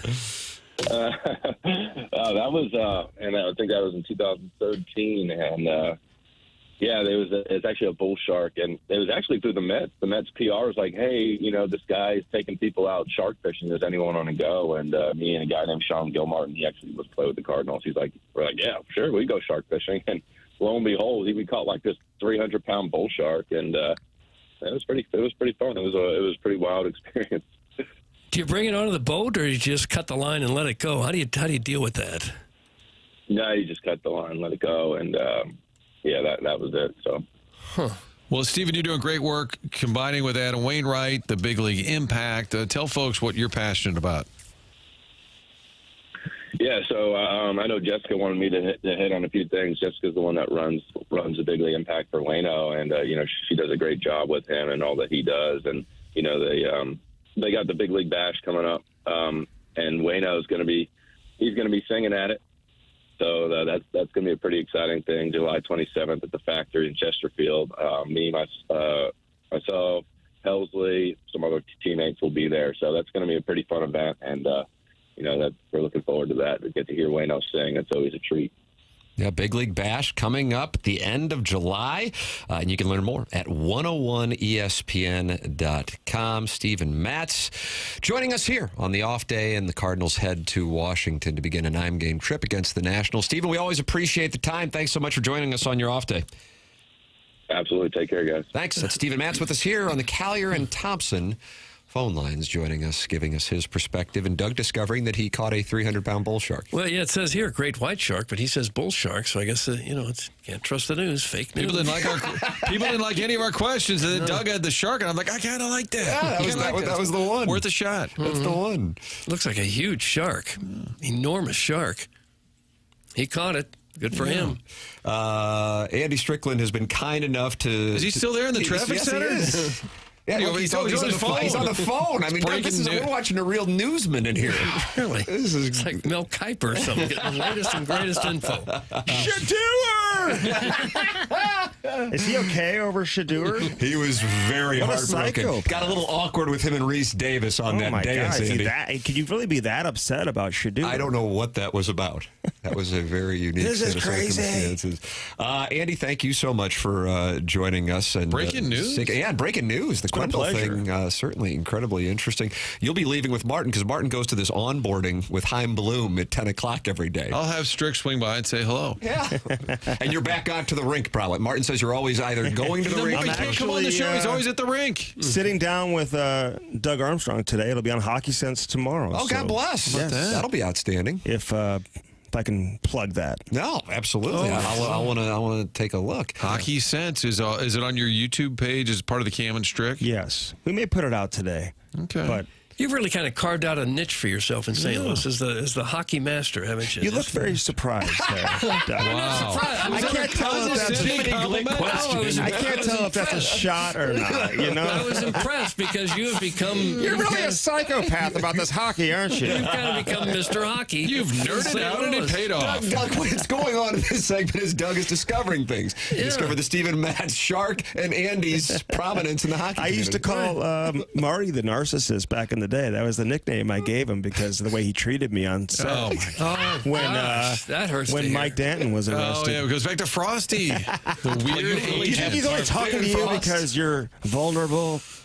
You were a younger guy, and I asked the question on TV, and I felt bad later, but I said, do you think Frosty, who was Danton's agent, real creepy guy. Oh, yeah, the audio of that. Wow. Yes. And I said, do you think he was targeting you because you were younger, as opposed to your journalistic chops? I didn't mean it to be condescending, but ever since, Strick calls me the narcissist. Tom Langmeyer, the GM at KMOX at the time, was very upset with Marty. Yes. Oh, is that right? Really? I think John Hadley was, too. Yes. Push it away. I can't believe you did that. I'm like, oh, shut up, doofus. Is Strick still behind a chain link fence? That's a callback to a high school football game. Yeah. Andy told me and Frank that he was at a game, and we're like, oh, really? He goes, well, I didn't actually go. I just looked through the fence. And we're like, oh, come on. Who would have thought the most dangerous high school football game would have been at MICDS. It was like a major brawl. There was a big old brawl. Jackson takes offense to that. Doug, there's a question here from Did caller you go Buzz. there? We'll do. Oh, okay.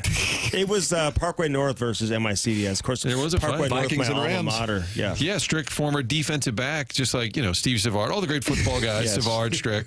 I didn't play for the Cowboys, though. Doug, caller Buzz, who won Listener of the Month, sending this in. Why in fishing is it applauded when you catch the biggest one, but when lot lizard hunting, it's frowned upon when you bring home the big one? That's from Buzz. Do you want to attend to that since you're having a big segment? Lot lizard hunting, you should not look for the big one. Is that what he's saying? Doug, you've really carved out a nice niche for yourself on this lizard hunting. You really have carved a niche, girl. I'm proud of you. Andy Strickland is bolting. Martin is bolting. Jackson, Enough. Doug, and I are going to stick around for the 10 o'clock hour. It's TMA 101 ESPN.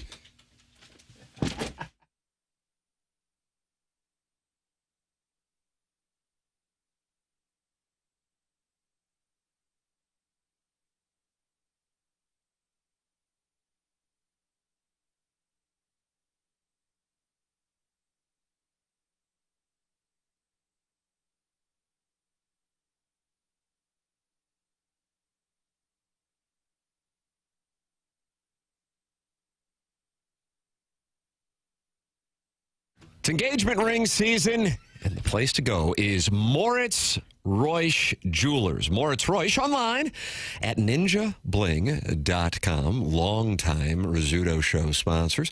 And now TMA sponsors as well, online at ninjabling.com. And if you are in the market for an engagement ring or jewelry in general, Moritz Reusch, family-owned, local, and third generation, going back to the early 1980s. That's what it's all about. Dan and his family run this operation. And let me tell you, I was in there and I'm like, man, this is when I'm going to be looking for jewelry for my wife, whether you're looking for something for a loved one, whatever the case might be, this is the place to go. Here's my reasoning. Number one, it's a private experience. The store is located on the 15th floor of the tower, right across from the St. Louis Gallery. It's in Richmond Heights. You can see that tower, of course, off of 170 and 40. And in addition to that, it's a no-pressure sales environment. How important is that when you're buying jewelry? Let's be honest. The way it usually works, you don't really know what you're doing. That's why you lean on the people who family-own, family-operate this business. They're online at ninjabling.com. It's Moritz Reusch Jewelers. ninjabling.com.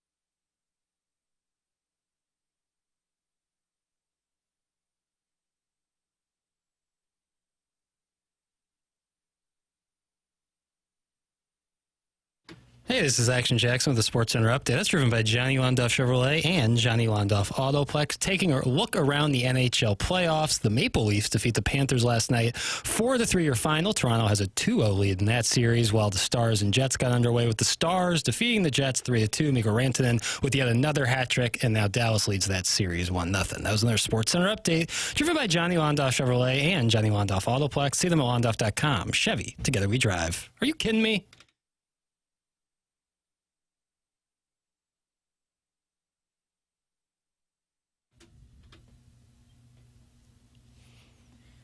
Doug, is this bulletproof? I think so, yeah.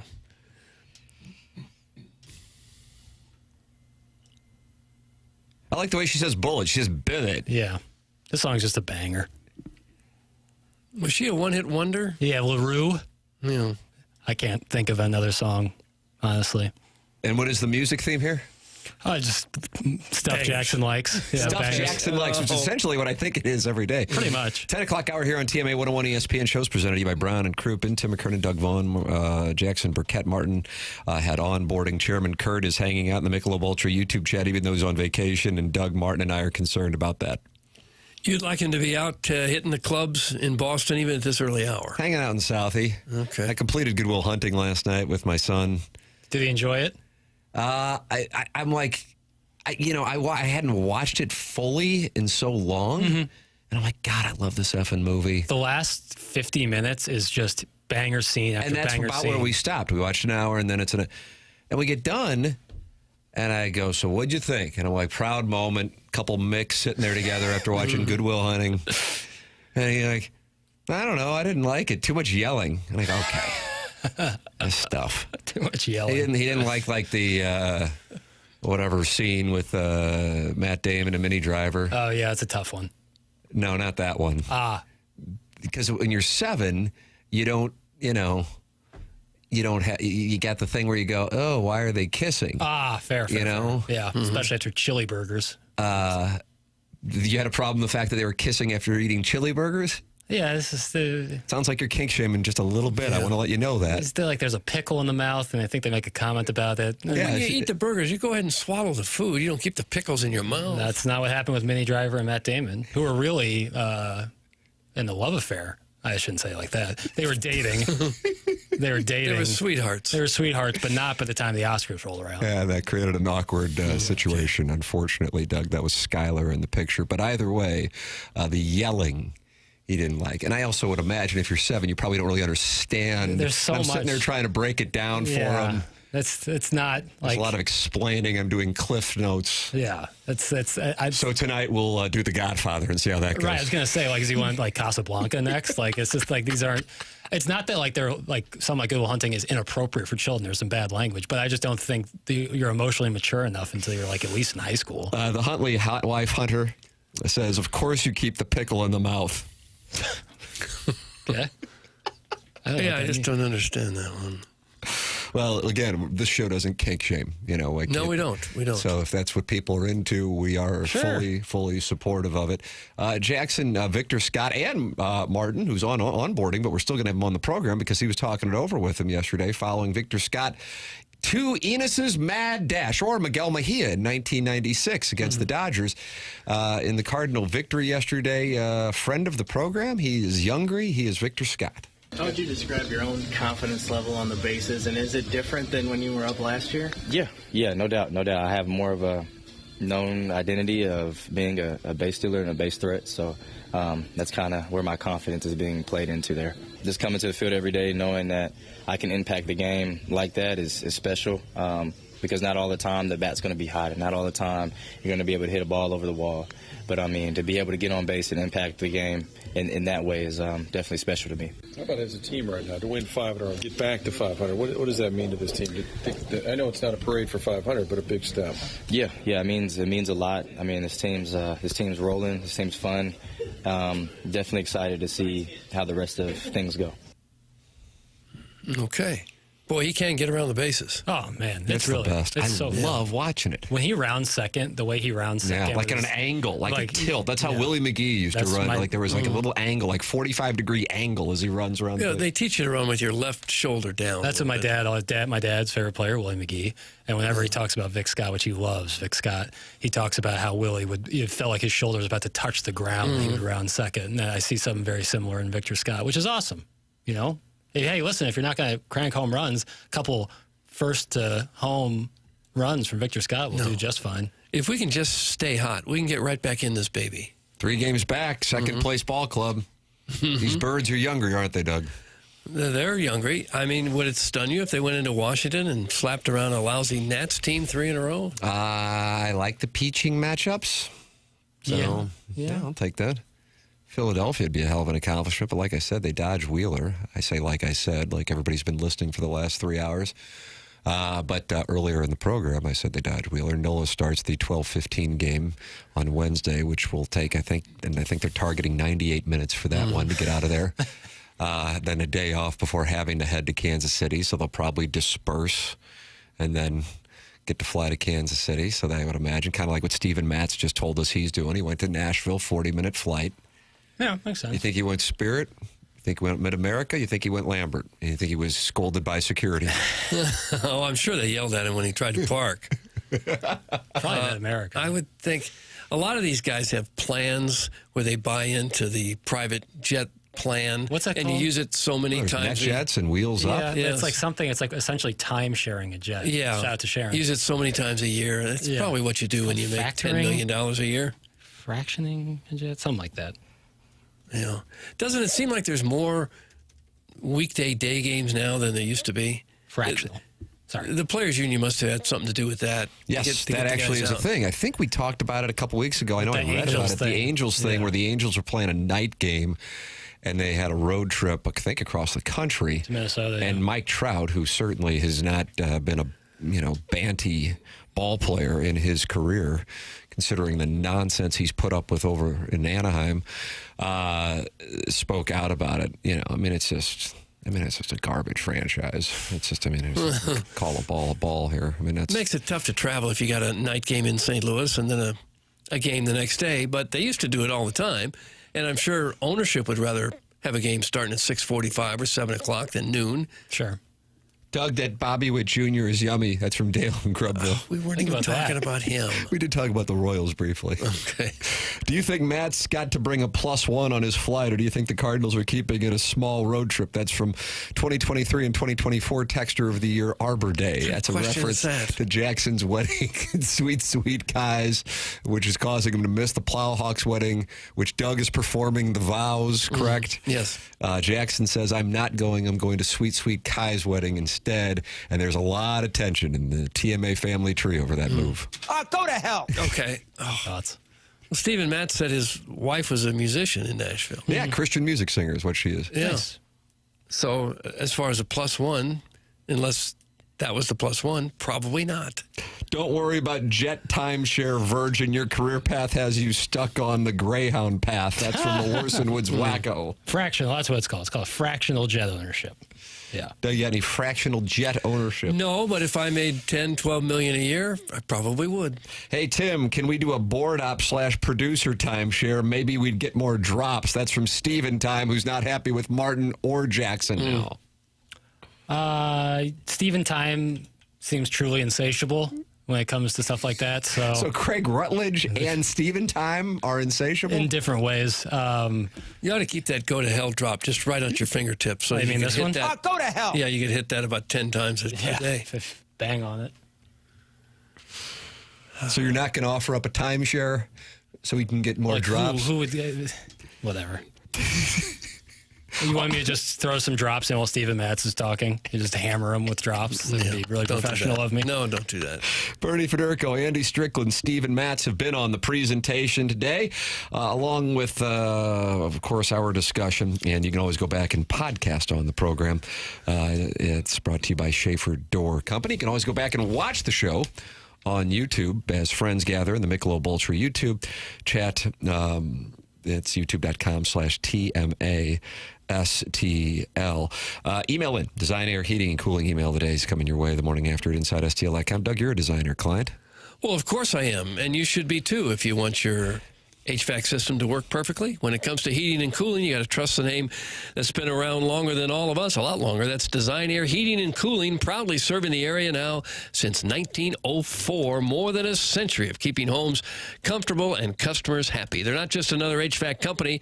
They are also the longest-running sponsor on TMA, and that loyalty says a lot. At the helm, Seth Goldcamp. That's a name you can trust, and he's leading a team that truly values integrity. At Design Air, they believe in honest work. You will never be sold something you don't need.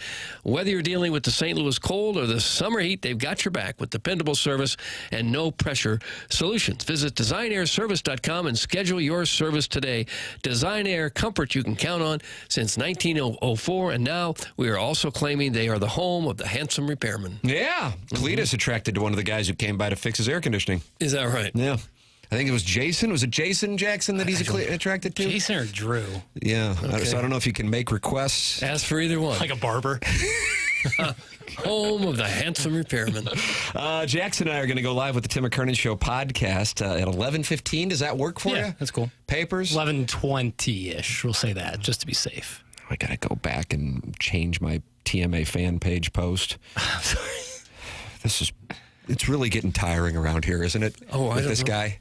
Isn't it? Are we on? Blocking. Also, I just posted it in the YouTube chat that we were going to be going live at 11:15, so I'll go and apologize to... You could use some time away, I think. I don't know. I don't know what to do with it anymore. I just don't. But I do know we have the Design Air Heating and Cooling email today coming up in about half hour. It is TMA. It's presented by Brown and Crouppen, 101 ESPN.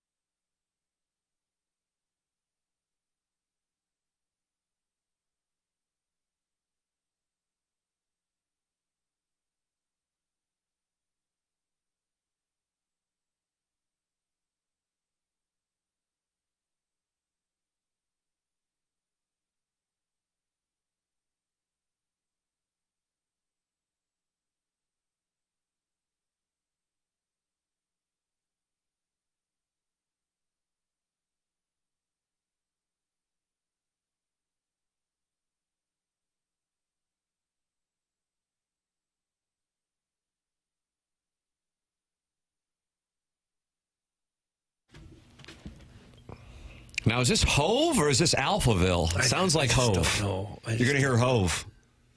It's the percussion that's the tip-off. Yeah, it's true.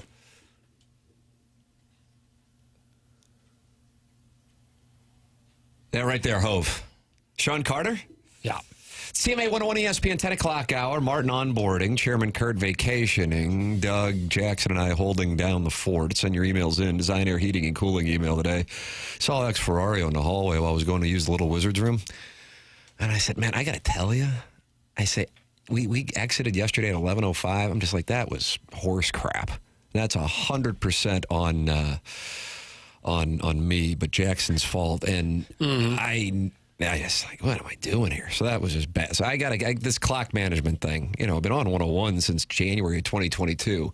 Let's figure it out. I mean, 3.5 years in, I think we can maybe figure it out. Yeah, that's a short time. So 5 years, you think, is a good window to figure it out? We went a lot of years where we just did whatever the hell we wanted to That's do. exactly right. Low-powered AM radio and HD2. That's where the stars go to shine bright like a diamond. Is that Rihanna? Yeah, absolutely. Yeah. Shine bright. Right? Like, who actually, I was listening to an interview with Benny Blanco. I love Benny Blanco interviews. He seems like a delight because he's like 5 inches shorter than me, and he like gets ridiculous looking glasses. Selena Gomez is his fiance, and he's produced more number one hits than you can swing a stick at. Doug, Benny Blanco's number one hits, like 30 or like truly a crazy what amount. are they? What's his big hit? Like every major pop hit from the 2010s is him. Doug's just asking for one name. Give me a song. Tayo Cruz's Dynamite. A ton He of did that? Oh, I know yeah. he's old enough to be doing that. A ton of Katy Perry's massive hits, all him. Justin Bieber, he's worked with super close. Ed Sheeran. But he produced Diamonds, and that song was actually done by Sia first. And it was a He's really 37 years old, Benny Blanco, so he was doing it at like 20. Yeah, he's super impressive. But he produced, and it was Sia, and the original Sia version is really cool. It's a little different, but it's quite interesting. I like. All right, well, why don't you play it as return music then, I will. Sweet Prince? I don't know if I can get the Sia version. He just played that off his hard drive. Well, it's like this was like news, But it's cool that you write a song and then some other artist tries to make it and they don't like it, and then you give it to another artist. Like, I find that interesting. Doug, Benny Blanco has some cute curls. That's from MD 2020 in the Michelob Ultra YouTube chat. We don't cover as much Marist track and field as we should, as consultants say we should. Right. But I think you're going to enjoy this story.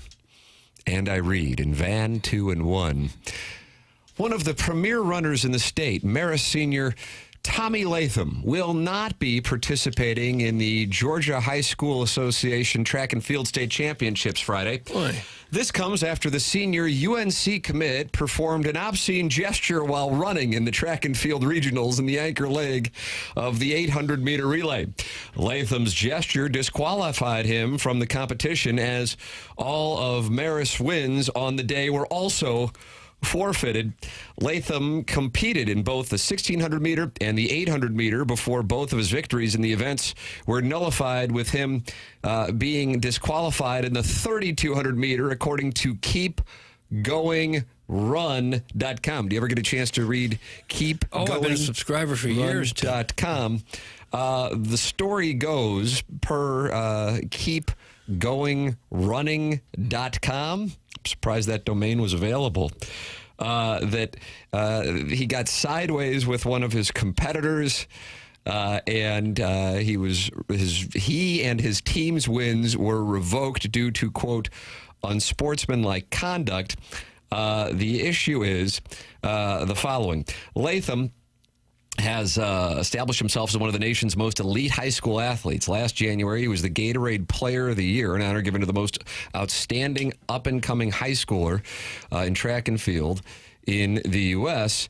And the issue, per the story, is before the race, he got sideways with a competitor, Doug. Okay. And that'll happen. You got your rivalries in track and field.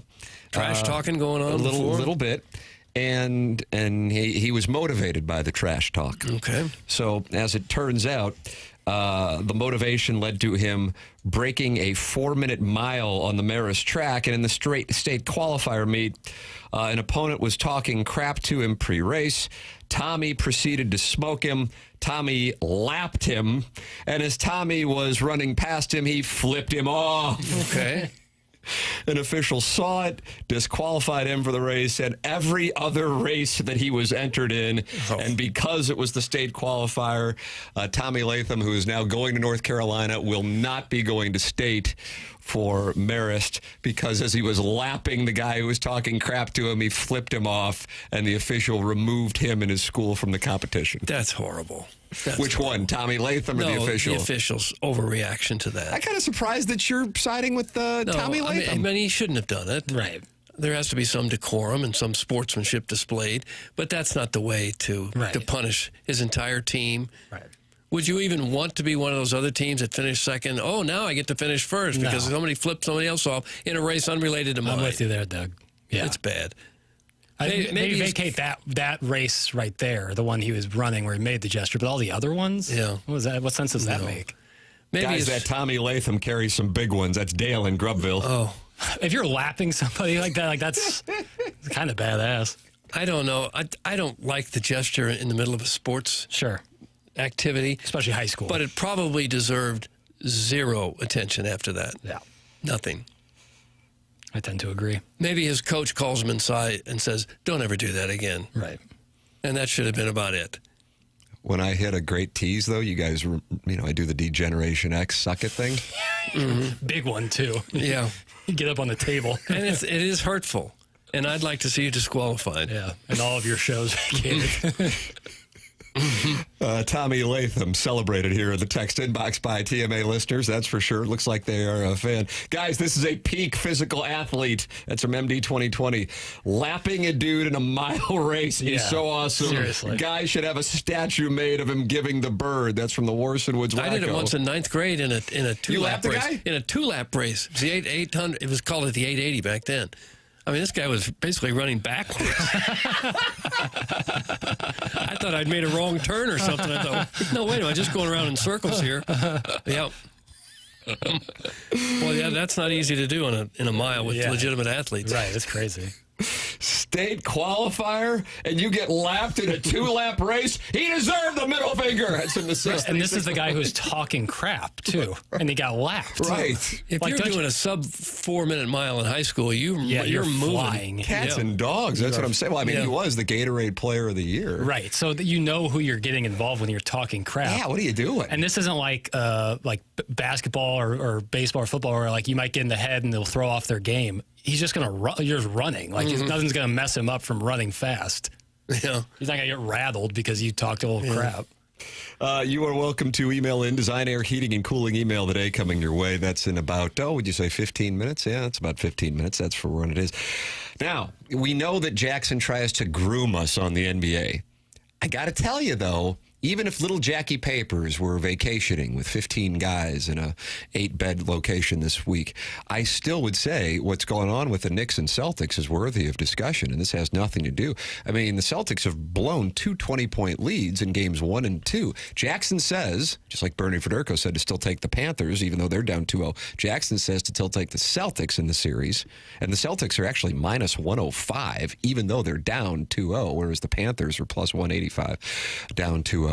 But what was going on in New York after the Celtics blew the lead yet again? So this one was actually after game 1, but I imagine it's even going to be worse after game 2.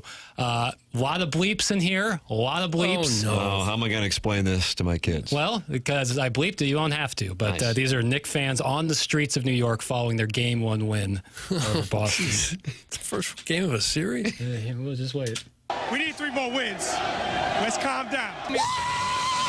My goodness. Boston! Feeling good, man. Tatum. Light skin curly headed bitch. New York on top. What's up, baby? You, Boston. Derek White, you look like Baraka from Mortal Kombat. You Knicks in 4. Jason Tatum. Boston's your daddy. This is only the beginning. We have to stay calm, cool, and collected. Blades fly.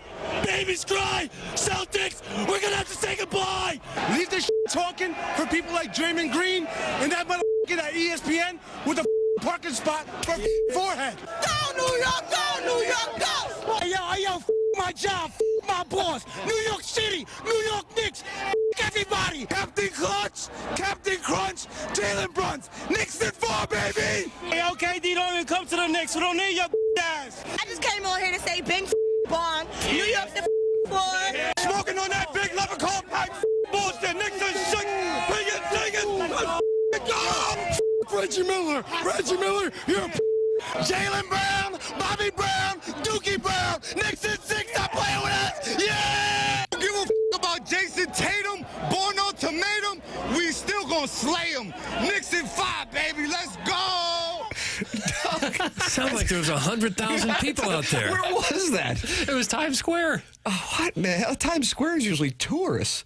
The hell is going on? It might have been Times Square, but I mean, the games was in Boston, so it I couldn't know. have been outside That's why I'm wondering, like, where would you, like, that's what would sound like a Toomer's Corner after Auburn wins a game. I just don't know what the hell's going on in New York where it's, like Doug said, it sounded like there were 100,000 people out there. I think there might have been like some with like, you know, how the Jets were doing like a street watch party kind of thing. I think there might have been something similar going on, maybe right outside MSG, which is of course in Midtown. Let's go back to them after Boston wins the series. Yeah, no, seriously. But there's always stuff like that when the Knicks win, and I think it's so funny. The NBA is trash. It's horrible. It's from the Veiled Prophet. Whatever. That's your response. I mean, like, there's been like 5 games of round 2, and 3 of them have come down to the last second, 3 or 4. Like, the favorites are struggling, Doug. It's just been pretty outstanding to watch. I've enjoyed it. Teams go down 20, 25 and still come back. I think it's pretty great. Sounds like a Dave Chappelle skit. That's from the 618. Kind of did. Guys, that audio is from outside of MSG. So Okay, yeah. All right. So it must have been like some sort of watch party thing. I'm surprised they have watch parties. Yeah. That's usually kind of a smaller market thing. I feel like it is, but maybe I'm off the mark. For reasons just like that, having that right there, it's Maybe it's they worth put its up a weight in big gold. screen outside or something like that. There's not a lot of areas just stand in the street in New York, though. Guys, my daughter was sent to JV because of sportsmanship once, and her way of telling the coach to F off was to swim the entire 50-yard sprint underwater and still win. It was a proud moment. That's from the Warson Woods Wacko. How about that? 50-yard sprint. So she went the entire length of the pool underwater in like a freestyle event? It's kind of hardcore, rough, rugged, and raw. Kind of not many people could do it, hold their breath that long. Yeah, it's impressive. I like the dolphin flip they do, too, when they, on their way back in the pool. I think that's very impressive. Mm-hmm. But different than the NBA fans.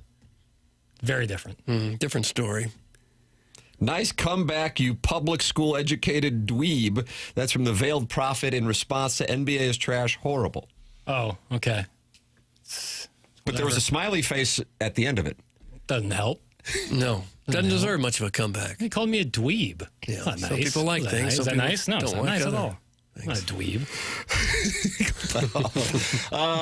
Design Air Heating and Cooling email today coming up. I'm giving a wide berth for it. Just horrible clock management. I was telling Martin that because I know Martin was at onboarding yesterday, and I said, man, I'll tell you, he goes, shoot, we'll fix it. I go, that's exactly right. That was what Mike Martz said when asked about clock management. Shoot, we'll fix it. Shoot, we'll fix it with the clock management. It's coming up to TMA 101 ESPN.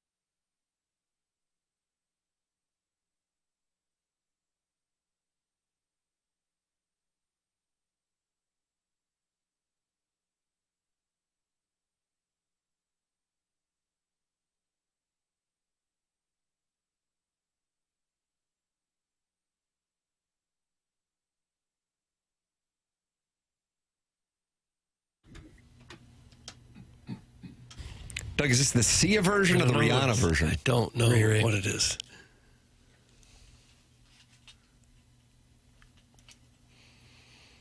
My wife always told me she was really into Rihanna, so I'm trying to set that up. Good luck with that. Thank you. Well, Father's Day is only a month away. Anna Marie got suspended anyway for 6 days. For breaking the TV. She's out a little bit. And she got that 40% tariff because it's believed she may have ties to Trendy or Agua with her I was amazed how you and Martin, I was talking with Joe Buck too. Everybody was like, man, that's great that she cares that much. And I'm like, okay, I'm glad, because I was kind of like, oh, well, I'm not going to tell this story on the air, but since everybody liked how much she was passionate about the Blues giving up that goal with 1.6 seconds left. But at the same time, you guys aren't the one who have to pay for the new TV. No, it's fine if someone else's TV breaks, not mine. God almighty. It wouldn't be fine if your garage door broke either. Well, you'd just call Jason Gossrow and Schaefer Door Company. I hope she doesn't fly into another fit of rage because, the Cardinals may lose a game on this road trip, and she's going to go out and knock down the garage have door. to do a little anger management course. Well, if it happens, and sometimes it does, Schaefer Door is the company that needs to come immediately to mind. In fact, you ought to put it on a little Post-it note. Schaefer Door, or maybe their website, right by the clicker that opens the garage door. So when something happens, you go, oh, yeah, it's Schaefer Door. That's who I need to call. SCHAEFER. That's how you would spell Schaefer. There's only one F. SCHAEFER. Best to call or text 636-782-3608. They will get you the quickest response time in the business. They service all kinds of garage doors for service and new installs with LiftMaster. LiftMaster garage door openers are strong, quiet, and versatile, and they have that special Monday morning standby service for those doors that break over the weekend. They service commercial doors as well.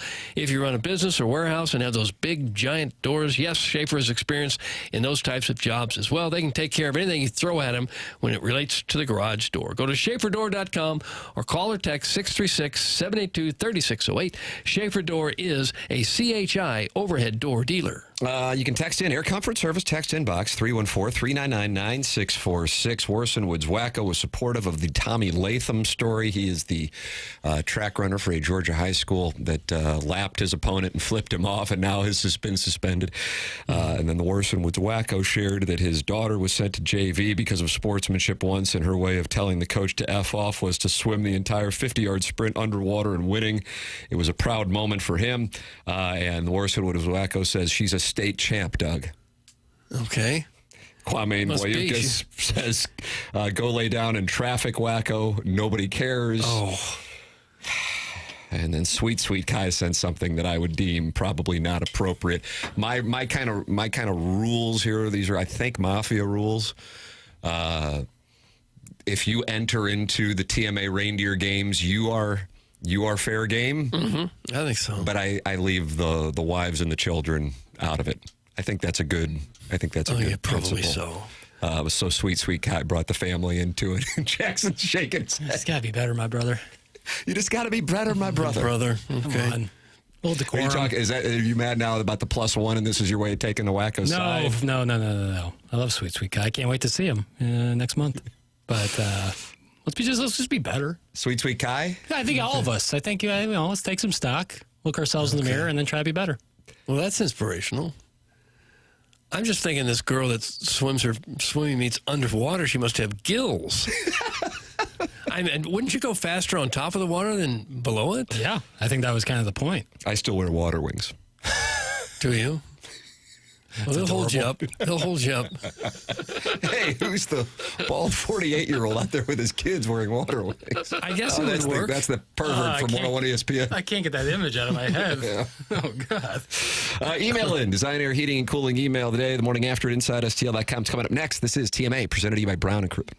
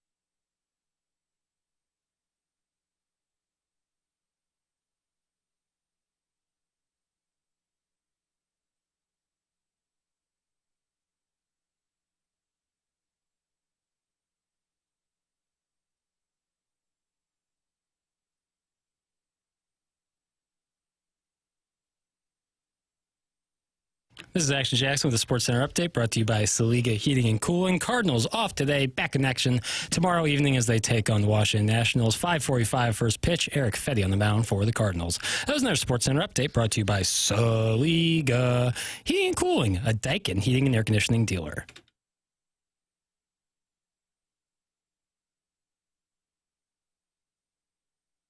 Welcome back to TMA 101 ESPN. BK and Ferrario coming up at the top of the hour. It's time for our Design Air Heating and Cooling email of the day. Ow! How large does a hemorrhoid have to get before you should see a medical doctor? It feels like I'm toting around an extra testicle. Oh, it's time. It's time. Maybe since Monty is a medical doctor now and has some free time, I can get that bald-headed beauty to take a peek. Any tips or even just thoughts and prayers would be great. That's from Joey Vitale's Face Stone. Joey Vitale's Face Stone. You, sun-kissed radio boy who looked to be the age of my first intern. You were downing Bud Heavies at Club Taco, petite inseam shorts, and oversized Sleepless in Seattle t-shirt. Your Sleepless in Seattle t-shirt's oversized? That's a little big on me. Hair like a backup quarterback. You fist bumped your buddy Knapsack. You have a buddy named Knapsack? Close enough. After saying content is king and my pacemaker fluttered. Me, 61, radio ad sales titan, still closing car wash remote spots like it's Y2K. Wore my best salmon-colored polo, untucked obviously, and dungaree jeans that haven't fit right since the Great Community Union Live remote debacle of 99. You're too young to know, but parties in the park is PG-13 compared to what used to go down early at small banking institutions in the 90s at 8:30 a.m. Those were the days. Nothing but song requests, key bumps, and marketing collateral used as drink coasters.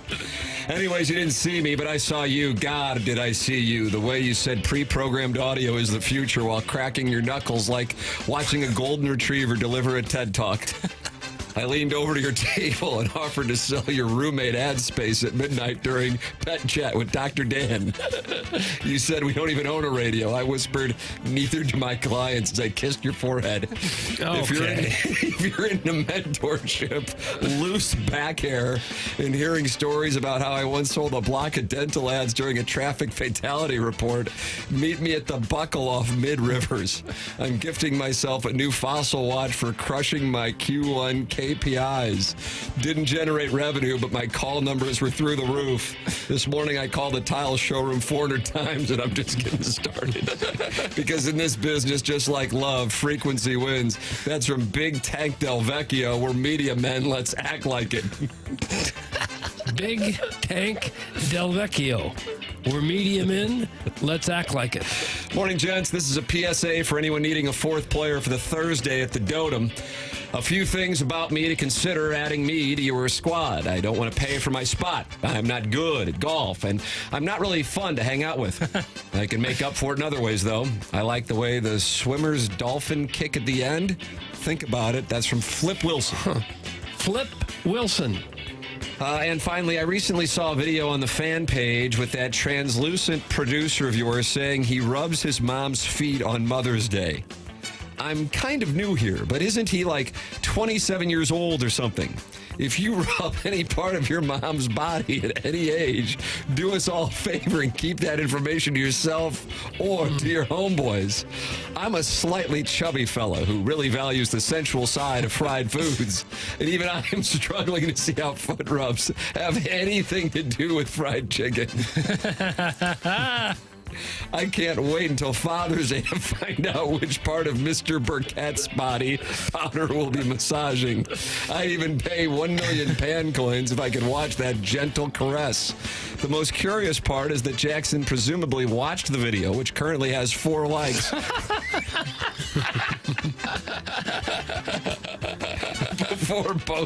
Before posting it and thought, yep, that's exactly what I wanted to say on Mother's Day.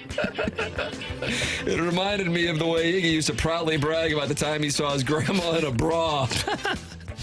Now, can anyone give me a lift to Boston so I can see the hotel room where the incomparable Tim McKernan was conceived? That's from Caleb Hammer, the YouTube financial advisor. Doug, he's got a YouTube financial advisor. Caleb Hammer. And that's what we have for the Design Air Heating and Cooling email today. What you got? It's definitely between Hammer and Big Tank Del Vecchio. I'm going to go with Big Tank Del Vecchio. I'm going Del Vecchio. Big Tank Del Vecchio is won the Design Air Heating and Cooling email of the day. BK and Ferrario are up next. For Jackson Burkett, for the vacationing chairman Kurt, for Martin Kilcoyne, for my brother Kevin, for Douglas Sullivan, Vaughn, I'm Tim McKernan. This has been The Morning After, presented to you by Brown and Crouppen on 101 ESPN and the TMA STL YouTube channel.